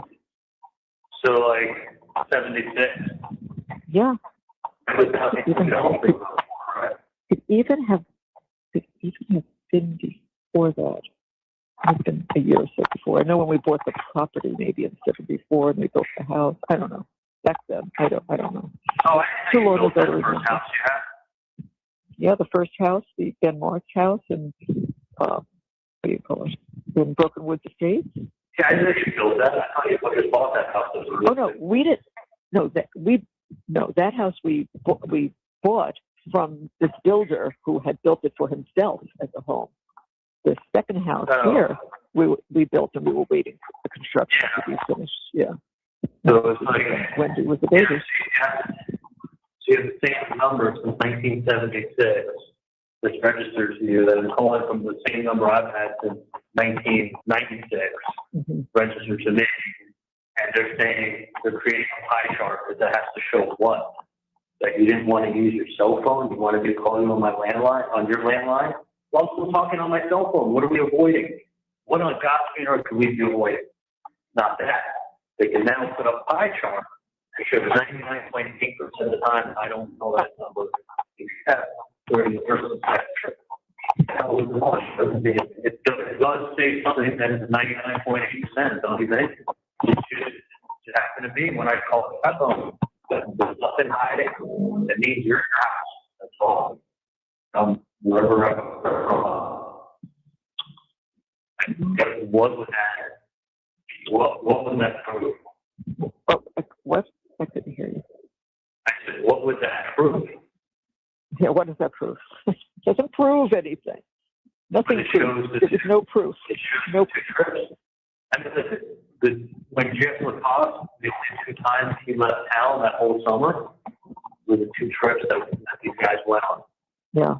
That's weird. He really only took 2 trips that summer by himself to leave town, and they were both over the same time these guys came up. I'll tell you what was weird. He testified that we met him 7 or 8 times. Is that what he said? Something like that? Yeah. You know how many times I met him? Once. Came to pick up Wendi. I was in with the boys watching them, and Dad spoke to him at the door for a couple of minutes. That was it. That was our one meeting. 7 or 8 times? You really know the Adelson family well. No. Yeah. Oh, one time. So if you like to You guys, they saw Jeffrey more than once. Okay? I mean, Jeffrey did say that they kind of really weren't interested in him. But what? Jeffrey would go pick up Wendi for dates, and Donna and or Harvey would be there with the boys. He thought that he was getting framed for this. Right. He thought for sure that. Too bad Charlie doesn't listen to himself, because he's literally figuring it all out, but he just isn't listening to himself. He had just, Wendi was asking him, what day are you leaving? You know, so and then he had to throw in there, she wanted to know the route that I was taking, what day are you leaving? Right. Oh, yeah, that's what she would ask. She wanted to make sure he was leaving on a Friday, so and we got to rent a similar car. It looked like he did. Yeah. I mean, he's literally making her out to be the mastermind. I honestly didn't even know. I thought I knew almost everything. I didn't even know until the trial that it wasn't Wendi who even mentioned his name. It was her friend that went into the police station with her. This girl, Jane McPherson, she did it, not Wendi. I didn't know that. But that's not how it came across. So Wendi went to her, and then she went ahead and. Yeah, that was done on purpose, Donna. And now Charlie's about to debunk what Donna just said. And said it. So they put it together. Like, Jesus Christ. I honestly, I guess for the last year and a half, I was picturing myself coming home. And my whole time here, everybody always say, trust me, as long as I get out of here, I'll be fine. I've heard that 100 times, and I said, that's good, just be strong, get through this trial. And I just. Really. Oh. I close my eyes and picture good things coming home to my house. The one thing I always said, I want to sit in my backyard with my dog, just relax. But all I want to do. Oh my God. Honey, I'm going to go help Dad out a little bit, and I need to get a couple of calls in that are important. So I'm going to go do that, and then just call back in a bit whenever you want. But I must get some of these things done. I don't know. I've been out here all this time. I left her there. Let me go walk inside. Who's there? Now I came out on the balcony so I could speak privately. Okay. I just looked in. I see her. So what's happening? No, what's happening is there's a call she has to make before she can. Call she has to make before she can talk to you. So that's basically what we're waiting for. So I won't be able to. I know I can't. For legal reasons, I can't put her on now. But she wants to talk to you. So we're waiting for the answer on that. So just hang in there, please, and I'll let Dad say goodbye to you. Hold on a second. Don't leave me yet. No. Okay. No problem. No problem. I won't. Thank you.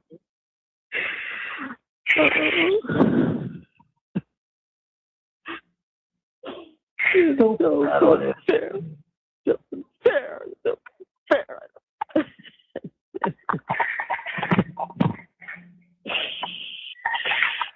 I just want, at least to just get you out of there. Get you out of there. I don't want to sit around with people and see me cry anyway. I'll probably sit in my room. Oh, honey.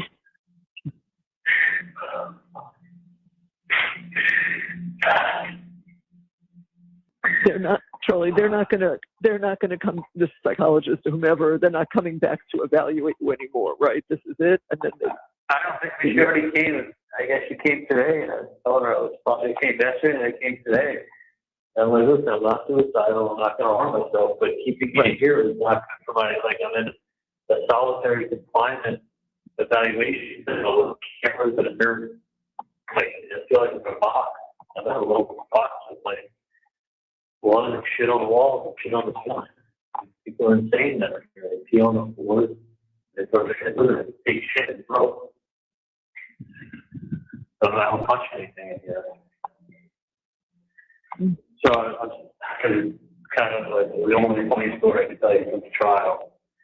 So the point at which I was standing up just to stretch, I was standing up behind my chair, kind of where the bailiff is, and I looked over and I see this girl with blonde curly hair, and she's like okay looking.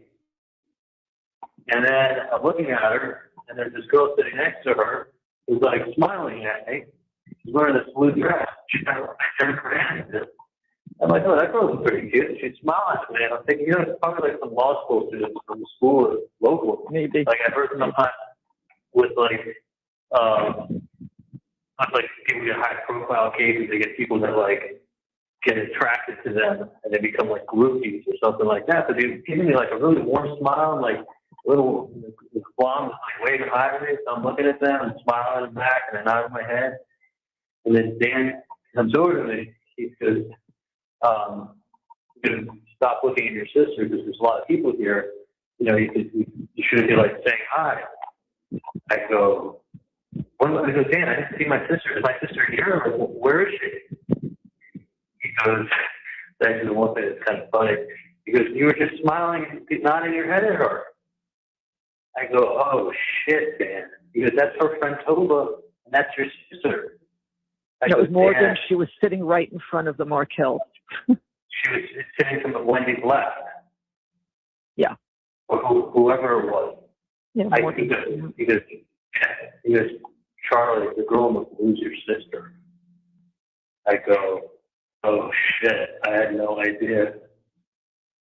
I thought she was like attracted to me, smiling and like acknowledging me, and I was smiling back. I'd never seen Wendy's hair like that. I guess it's been so long since I've seen her, I didn't realize that was her.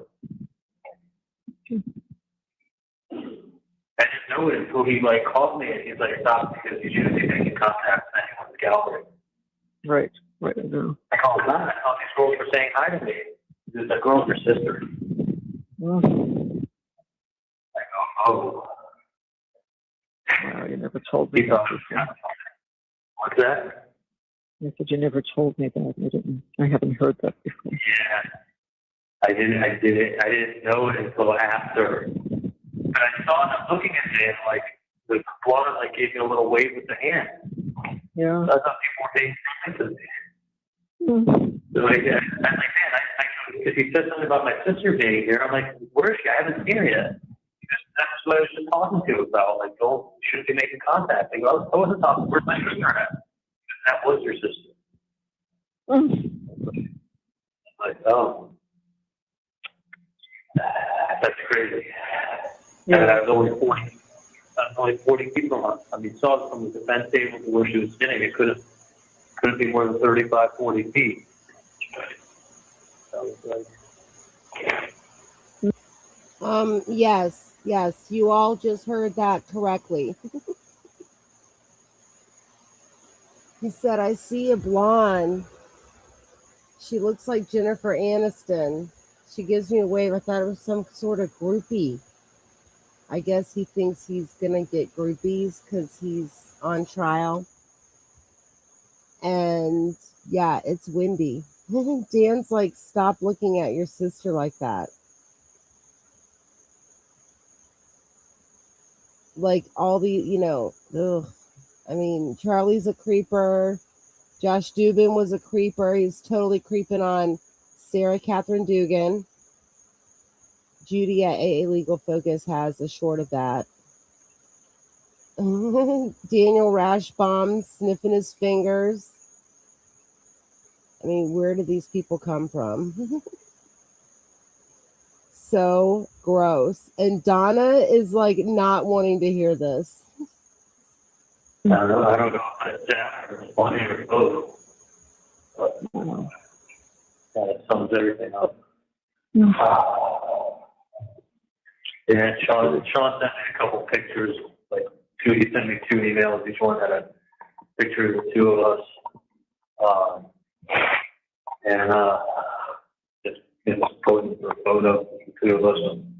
When I've been out here in the last couple of years, I've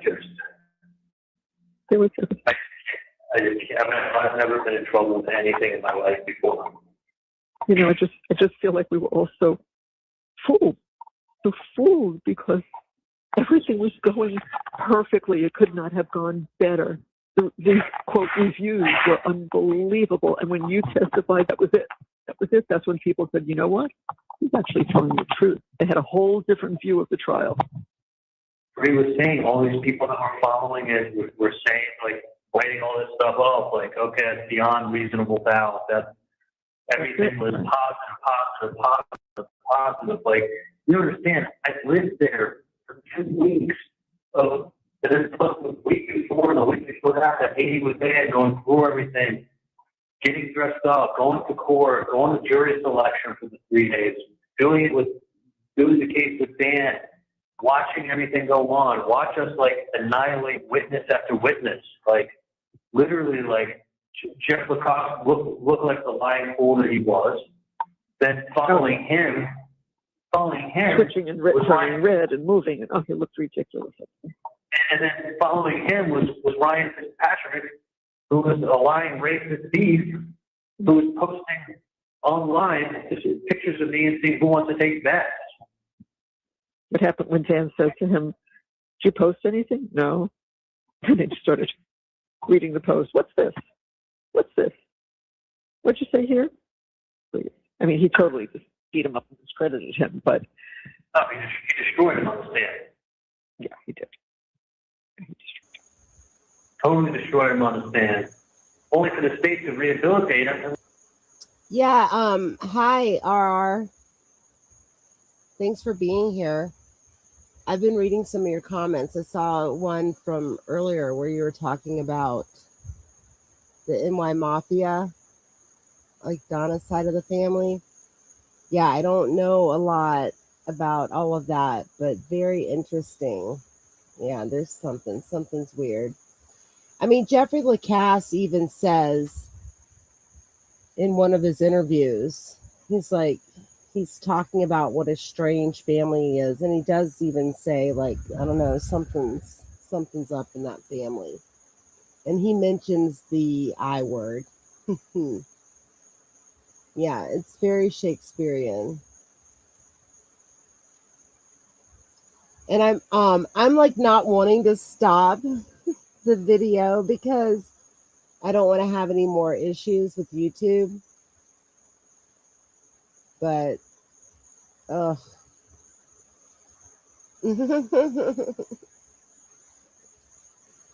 But if I miss saying hello to anyone who's here, thank you. Thank you all for being here. And we're going to continue with these freaks. Yeah, we just heard what we heard, y'all. Hey, 850. Oops.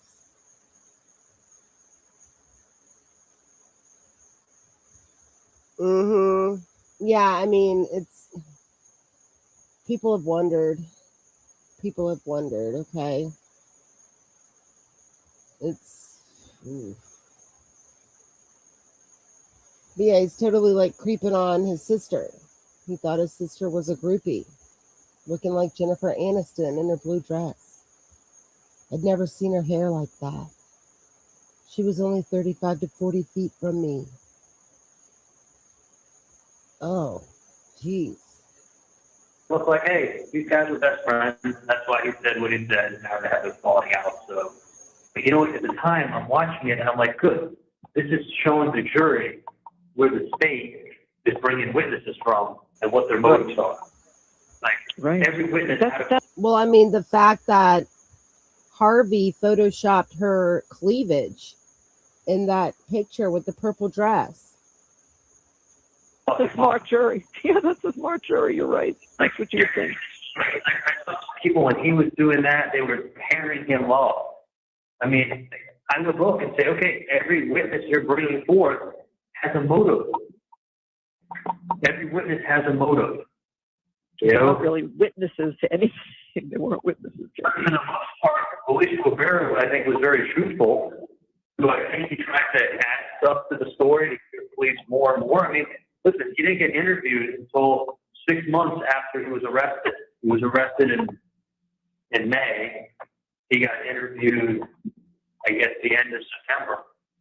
So May, June, July, August, September. Hey, Matt, I just want to let you know, I'm True Crime Wifey. I'm not Gigi. But just let you know. But thank you. He had 4 months of talking to family and looking online and talking to them and finding out what's getting fed stuff. So could he have embellished stuff a little bit to give the police more of a story that fits what they wanted? Of course, they already released that probable cause affidavit. He already, you know, who knows what? I've never met the guy before. No, I know. Who knows what? So it's like, but was he trying to add stuff to flavor it up? Yeah, but he was one of the probably more truthful witnesses. He was. I know. Like the key witnesses they bring up are lying to fucking assholes. And I'm sitting there thinking, like, you know what? Like, the state's falling behind. They're falling behind. And Dan says to me, like, go up there and, we did not have a script. There was no script at all, Mom. He said to me, you guys know, you need to be able to answer my questions just the way that you're going to answer her questions. Right. You got to be able to answer them both equally. And if I give you a script or I tell you the questions I'm going to ask ahead of time, you're going to be firing them back like that. Right. When you go ahead and then she starts asking questions and your responses are, real slow and not real good, it's going to be very obvious to the jury that it was all set up, that you're set up with questions from me. Because I want you to be able to answer everything, think about everything, and be the same. So there was no script. Hey, Matt, Mello, it's no problem. Like, I think that Gigi and I both have kind of like a deep, raspy type voice. It's actually a compliment. I appreciate it. And I was the same I was probably less nervous with her than I was with him because his went so long. I was getting fatigue while I was talking. Right. Being up there, it was stressful. So it was actually, as it dragged on, it got a little harder for me to focus with him. With her, it was less time. It was probably a third the amount of time with him. Yeah. How long do you think I was up there with her? 2 hours? 2 hours. So after 2 hours of questioning, I hold up to her cross-examination. I give logical answers to every single thing that happened. Yeah. I go into the weekend. I'm getting all these text messages, screenshots from Maria about how great everything's going, how everybody's actually changing, and everything's great. I give my food away on Sunday. I make a couple calls over the weekend. People I hadn't talked to in forever, just feeling good, feeling like, hey, I'm coming out of this. Like I'm actually coming out. And then I walked in, and then she did that with the cut and paste, and she had 2 hours with autopsy photos that she kept putting up for extended periods of time and talking about. And it's not the air everyone. It was like sitting and watching a Dateline special. I know. It was just going Hey, through Harley. again, talking without the talking. No, I don't know if there's any update. I don't know. I don't know if they got her appeal filed on time, because that's been crazy. But hey, thanks for being here.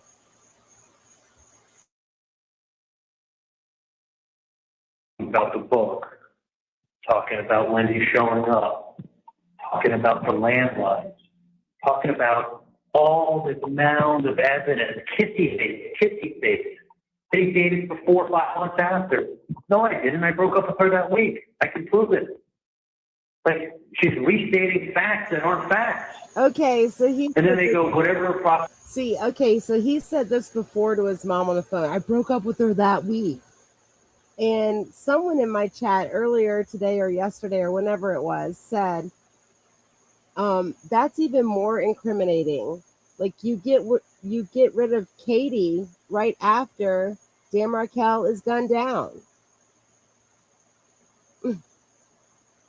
And then you kept her around because you were paying her. The prosecutor says during closing is not to be taken as evidence. You're supposed to rely on what you hear during the case. Right. So you mean the prosecutor who's very truthful in upholding the law, you should ignore. Just rely on what you heard during the case. No, you're going to get influenced like crazy by what you just watched for 2 hours. And then Dan, whatever Dan said, she just went and poo-pooed it in her next 30 minutes. Look at the mounds. Like, basically, don't be fooled by the saying it's a coincidence. Her book is a coincidence. Her showing up is a coincidence. TV is a coincidence. Yeah, they all fucking are. I mean, she is. I wish, like anything, I got her something different when she moved out of the house. You have no idea. You could have bought any. You could have had me buy any fucking present on planet Earth, but that. You know, you look back and you think of all these things, but they had no meaning. She just pulled a bunch of strings together and made it look like tied up in a bow. This is it. Yeah, but listen, the TV joke, the TV joke, the TV repairman, and then the alleged hitman's family shows up looking for money, and you start talking about TVs. Like, Brian Watson said to me, he said that, you know, all that TV talk, because when they crack the code on that, they know exactly what you're talking about. I go, Brian, They're never going to crack the TV code because it has nothing in the fucking world to do with the TV. Nothing. But why on earth is the TV getting repaired that day? I'm making a TV joke, and then you're referencing the TV as soon as the hitman shows up. It smells like shit. Yeah. Not shit. But you can't walk away from the word TV other than just to say it's a coincidence. And you can't walk away from when you show up at the crime scene an hour later, other than to say it's a coincidence. Like, those two things, if there was any meaning, put it this way, if there was any meaning behind either one, you're guilty. But to have both of those events happen, and then they're both coincidences, like, then two things are included. Like, how many times are you going to tell me something's a coincidence before you're going to say that you're full of shit? This question. Like, that's basically how she presented it to the jury. And listen, let's put it this way. If there was TV code and it was TV meant for that, you know, then it would be you're guilty. If it was Wendi showing up because she knew what happened, then it means you're guilty. But it was fucking random events, coincidences. But two big ones, it kills you. Like, I mean, think about it. Wendi either showed up because she knew or showed up because it was a coincidence. It's one of those two. And this jury wasn't believing that it was a coincidence. I guarantee if you poll each person on the jury, they're going to say she knew. That's why she was there. Yeah. She had to know. She had to know. She had to know. I mean, it's not even 1 in 1,000. It's not a trip she takes every day on a route to anything. It would only be on a trip. How many times has she driven by that house? Like, and there's 24 hours in a day. So, and she's, other than going and picking up and dropping off kids, she's not going to the house to grab anything or pick anything up, or she'd be like, oh, I was going to go pick up my old bicycle or whatever. She was just on the way someplace. She was going out of her way. Going to a liquor store. She was going out of her way, on her way to someplace. Did she take the most direct route? Nope. So she passed. She lived there, what, 5 years, 6 years, whatever? She knew how to go. That's how she probably went to a liquor store. But it's like, did she take the most direct route from her house to the liquor store? No. Did she pass other liquor stores along the way that would have been way closer? Yeah. Show up an hour afterwards because as Katherine said, she just couldn't help herself. I mean, what's the most reasonable explanation? Is the simple explanation. And she couldn't help herself. She knew. And if she knew, then what I said happened couldn't have happened. And it's that simple. And that's literally what they've done the case down to. Is if she knew, if we feel she knew. Yeah, so all of this is just, you know, he's pissed that Georgia gave this amazing closing, right? It's the 2-hour Dateline special. He's just reiterating all of the evidence. He's not listening to himself. But yeah, I did just catch that. Leslie said, not going to pick something up. Like, why would he say that? Because yeah, I still believe 100% that Luis did see Wendi on the street on Thursday morning, and it has something to do with that 8:43 alarm going off at the house. So I don't know. I don't know if we'll ever know. But I am a true believer that she still will be arrested. And I'm not going to give up. And hey, Audrey, good to see you. And hey, everyone, thanks for hanging in there. I think we just have a little while longer on this call. I mean, Donna's tried to get off about 15 times, but just like the wiretap bump call, Donna can't get him off the phone.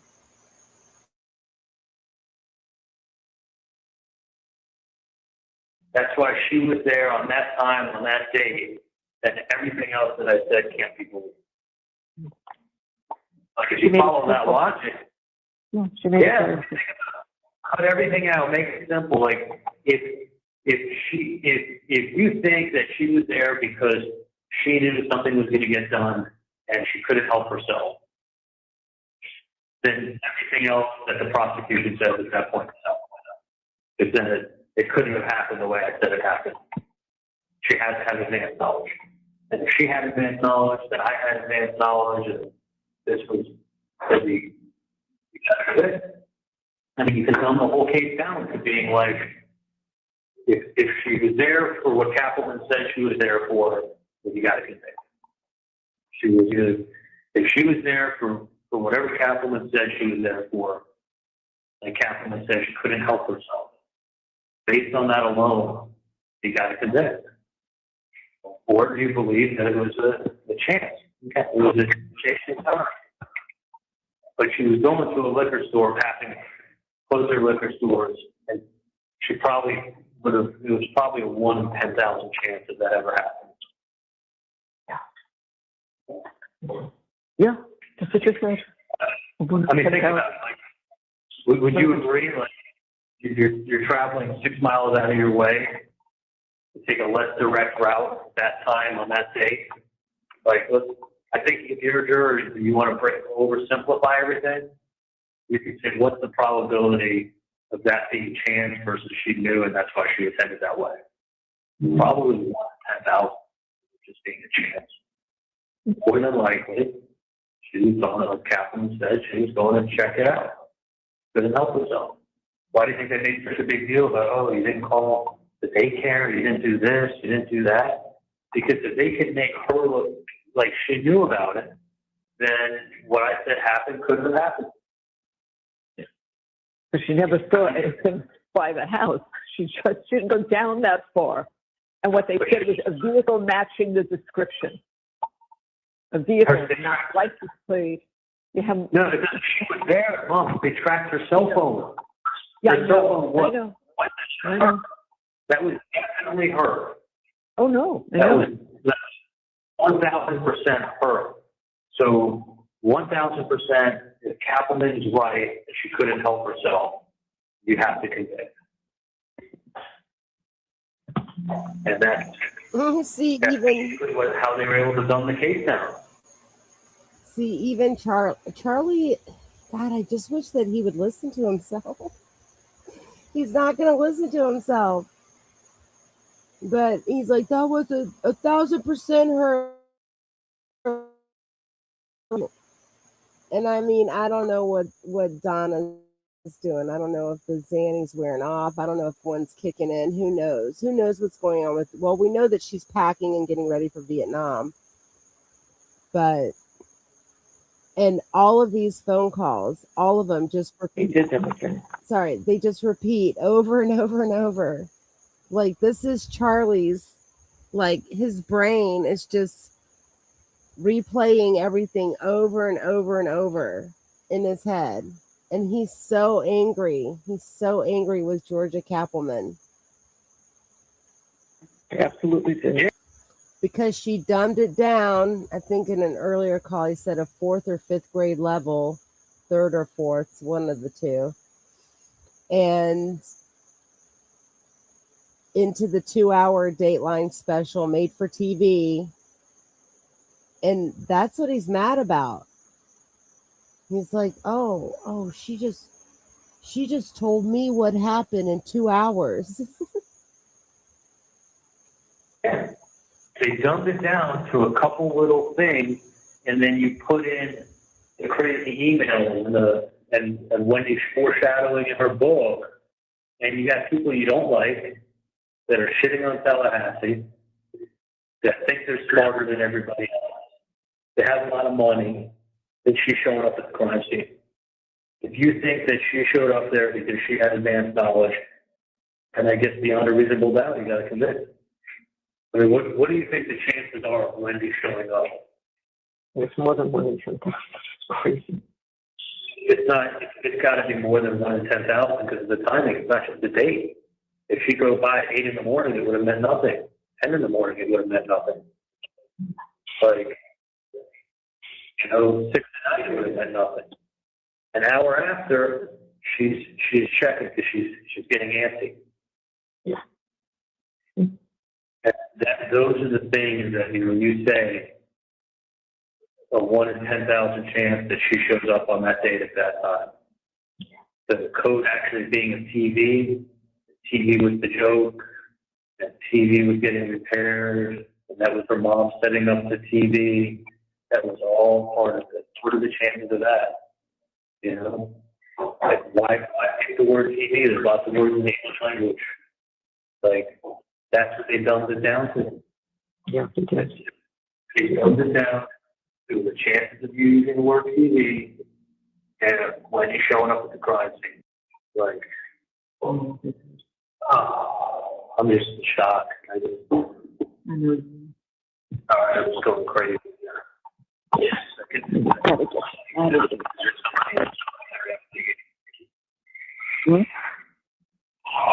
it was a fucking joke. Honestly, like, I should have gone with my. We can't go there. No, but I knew. Dude. Do you remember one time I went for a walk with you? And we ended up in North Carolina. And a whole bunch of other stuff was going to happen. Yeah. Do you remember when I went for that? It wasn't long. Do you remember what it was? It was in the springtime. No, I know, honey. I do. It was at night. It was at nighttime. Remember? Mm-hmm. I do. I want to take a walk and get some fresh air. It was going well hard. Let me tell you something. We're going to end up going to North Carolina. All this other stuff is going to happen. I remember. And I said, I'm telling you, this is what's going to happen. Listen, it's 6, 7 months. What's up? It'll be 6, 7 months. Everything will be good. Improve your innocence. I wasn't too far off. You remember when we were? We were like halfway down my street. Like, not at the farm store outside my house, but like. Charlie, I could picture it. I know exactly where we were. I'm old, but not that bad. I remember exactly. Not by my house. It was in the middle of the street. It was like halfway between the end of the street and the house. Yeah. And I was like, let me tell you something. This is what's going to fucking happen. I promise you. Roll will be up in North Carolina. What did I do about it? It's like, it's just that you're so sure of something, if you have such a gut feeling on something, like I said the other night with Benzo, that's why the fuck I didn't act on something. Say, fuck everybody. I'm taking care of myself, taking care of my dog. Like, I know what I mean. I could have acted on my instinct. My instinct wouldn't be any worse than where I am now, I can tell you that. No, I mean. And I had other people who were smarter than me. So he's talking about, I guess when Bree took Roman to North Carolina, and then he's also kind of talking in code with his mom right now about how he should have fled. And then I had other people who were smarter than me. Well, we've all established that there's a lot of people smarter than you. And I've said this before. I believe his IQ is between 85 and 90. I know. No, you know exactly. I know what you're saying. And I'm like, oh, Dad, gotcha.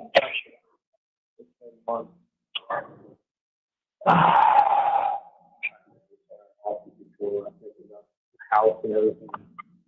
I walked inside now. Oh. Yeah. Oh, good. Okay. Dan. Spoke to Sergeant Whaley. He is going to do what he can to resolve this. All right, that was just now. Just a second. Okay. And I walked in because it was too hot outside, and it said, remember when I said to you earlier, it says, yesterday, this is an email from yesterday, it said, confirm your order number such and such has been delivered. It was one giant. And this morning at 7:27, it's a different order number. It was another giant. So I guess I made a mistake, but I ordered, so 2 of those have been delivered, 1 yesterday, 1 today. So I guess wherever you are, you'll eventually be able to get it. But there are 2. Oh, and they came in today. 1 came in yesterday. I have the email. 1 came in yesterday late in the evening, and it says, this one is saying, that says it's delivered. Your loved one has received your gift. And this one says the same thing, but it's 7:27 in the morning. And the Hey, Patty Ann, good to see you. Thanks for joining. We're just listening to the South Florida Adelson crime family, the 2 Delulus, ranting and raving.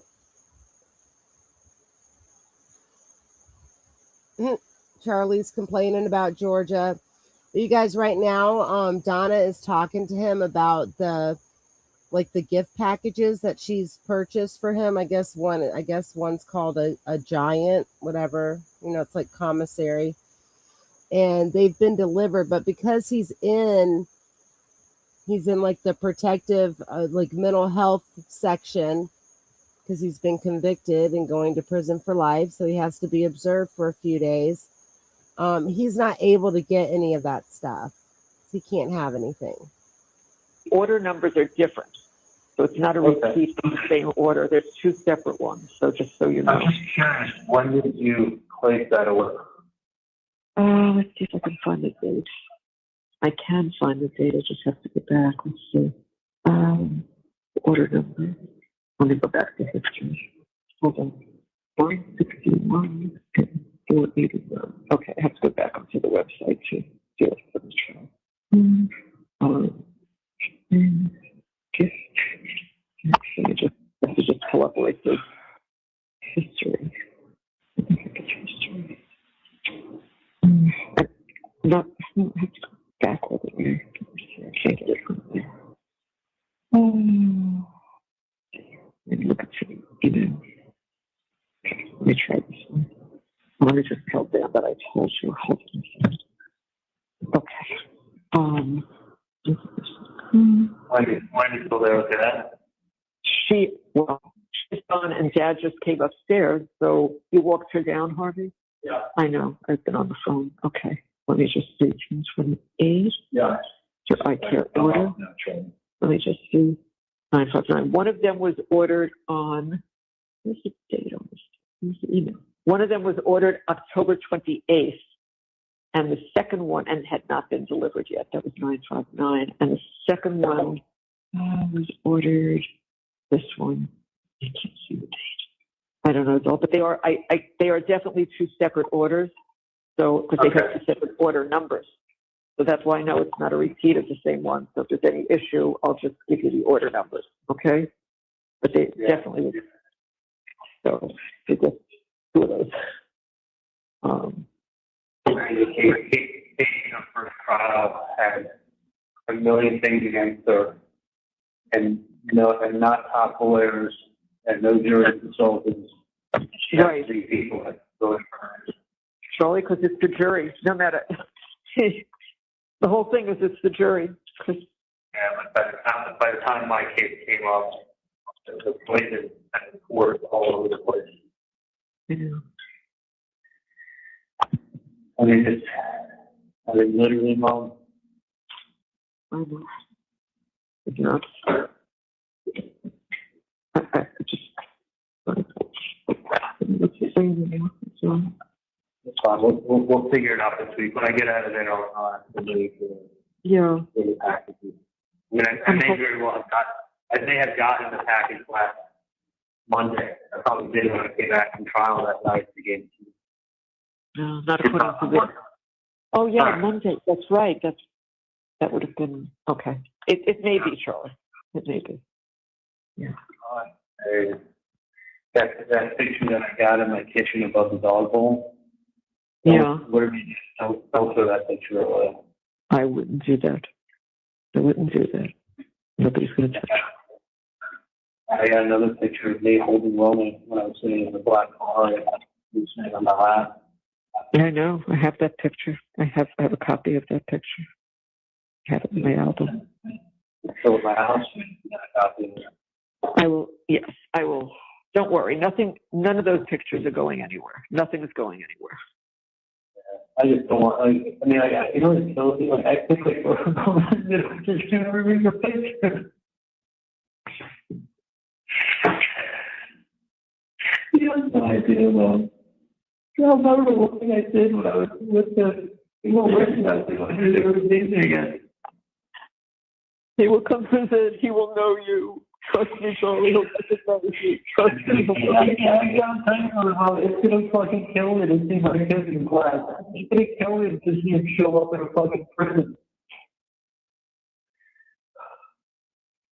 It's gonna fucking kill me. Like, I honestly don't know what's worse. I really, like, I'm not suicidal, but I'm just saying it. I just look at things and I'm like, holy shit, like, I mean, it's like any enjoyment is sucked out, like, completely sucked out, and like the mental aspect of, like, of knowing better and knowing, you know, what you had and knowing what life was like and knowing what you're missing out on and, like, seeing everything going on without you, it's like I can't tell you what I think is worse. So no, I know what it's worse. It's nothing worse. I know it. I don't know. Like, if I leave to watch everything from above, I'll fucking take that. Like, I literally have no sympathy at all. At all. He's sitting here crying. Like, what part of you murdered a man are you not understanding, Charlie? You guys, they literally think that they are innocent. He's sitting here crying. He doesn't want Roman to come see him in jail. Well, Dan Markel can never see his boys again because of what you all orchestrated. It's disgusting. They make me so mad.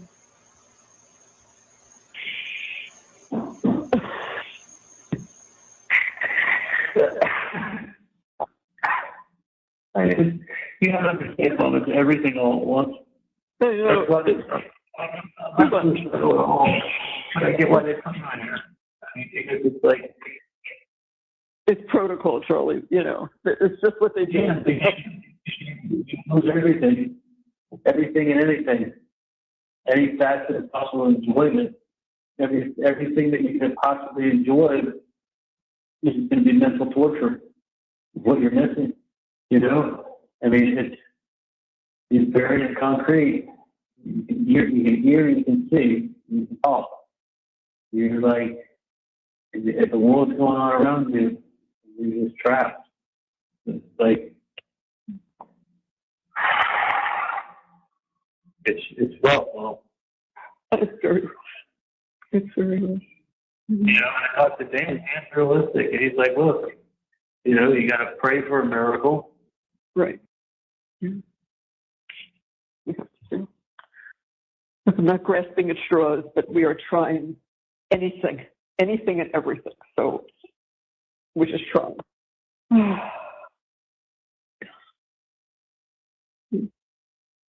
That's all we can do. Maybe we can pray. There's nothing else to do. Oh, can you hear me, hon? Charlie, can you hear me? Honey, can you hear me? Honey? So, Can you hear me, honey?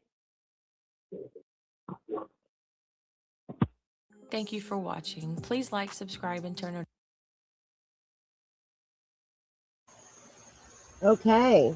So that's the Donna and Charlie jail call list from the channel. Phone calls from prison. That was number 8. They have 22 in their playlist. 15 of them are the jail calls. And they're only jail calls between Donna and Charlie in that playlist. So thank you guys all for being here and going through that. Going through that with me because it was torturous.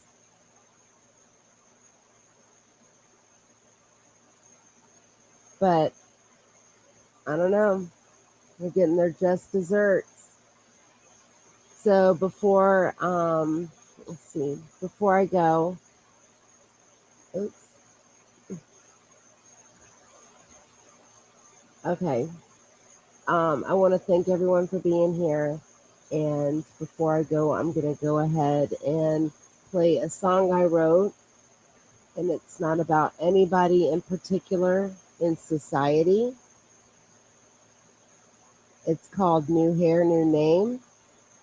I wrote the lyrics and I plugged it into Suno, which actually created like AI music.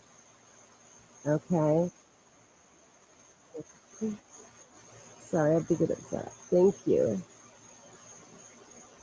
And we will continue on. And at some point, I'll be doing the next one. And I appreciate all of the comments. You guys are hilarious. And until next time, have a good night.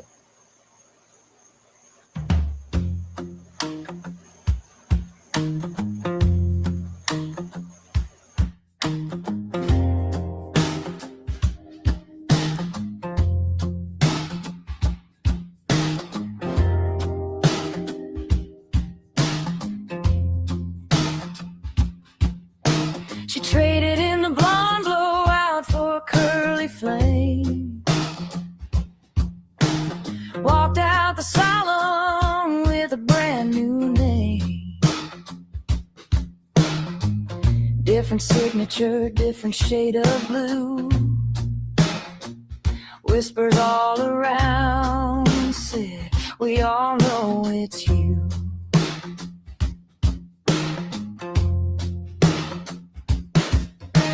Chameleon smile with an innocent glow.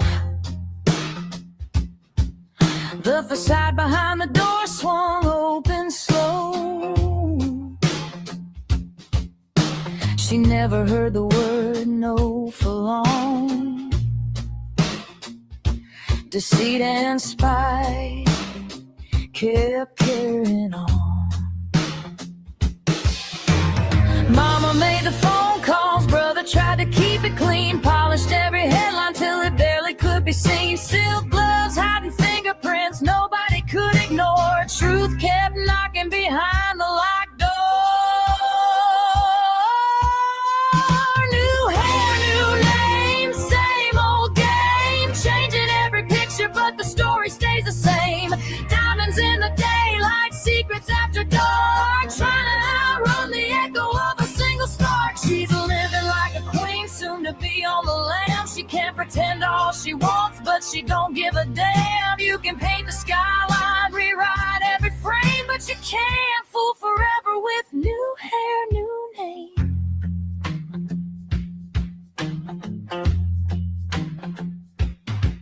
She could fool the room with a sideways glance, turn a business meeting into a slow dance. Every favor will come with a price. The ones who protected her, they rolled the dice. One by one they have fallen, locked up in a cell. Who will come to save her? Will they ever tell? Cheating her hair, changing her name. She cannot outrun justice, she's part of the chain. Gold in her ears, pearls on her neck, but deep down she's a wreck. Everything she wanted did not come for free. She ruined so many lives, even her own family.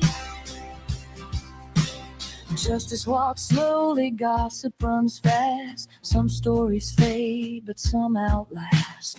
Mirrors don't forget what's behind the disguise, even if color contacts tell beautiful lies. Oh, new hair, new name, same old shame. Running from the smoke, but remembering the blame.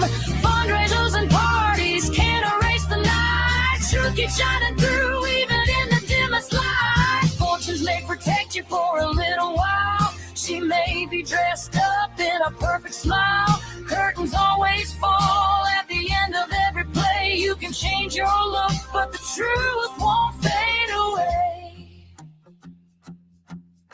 She changed her face, the world came to see.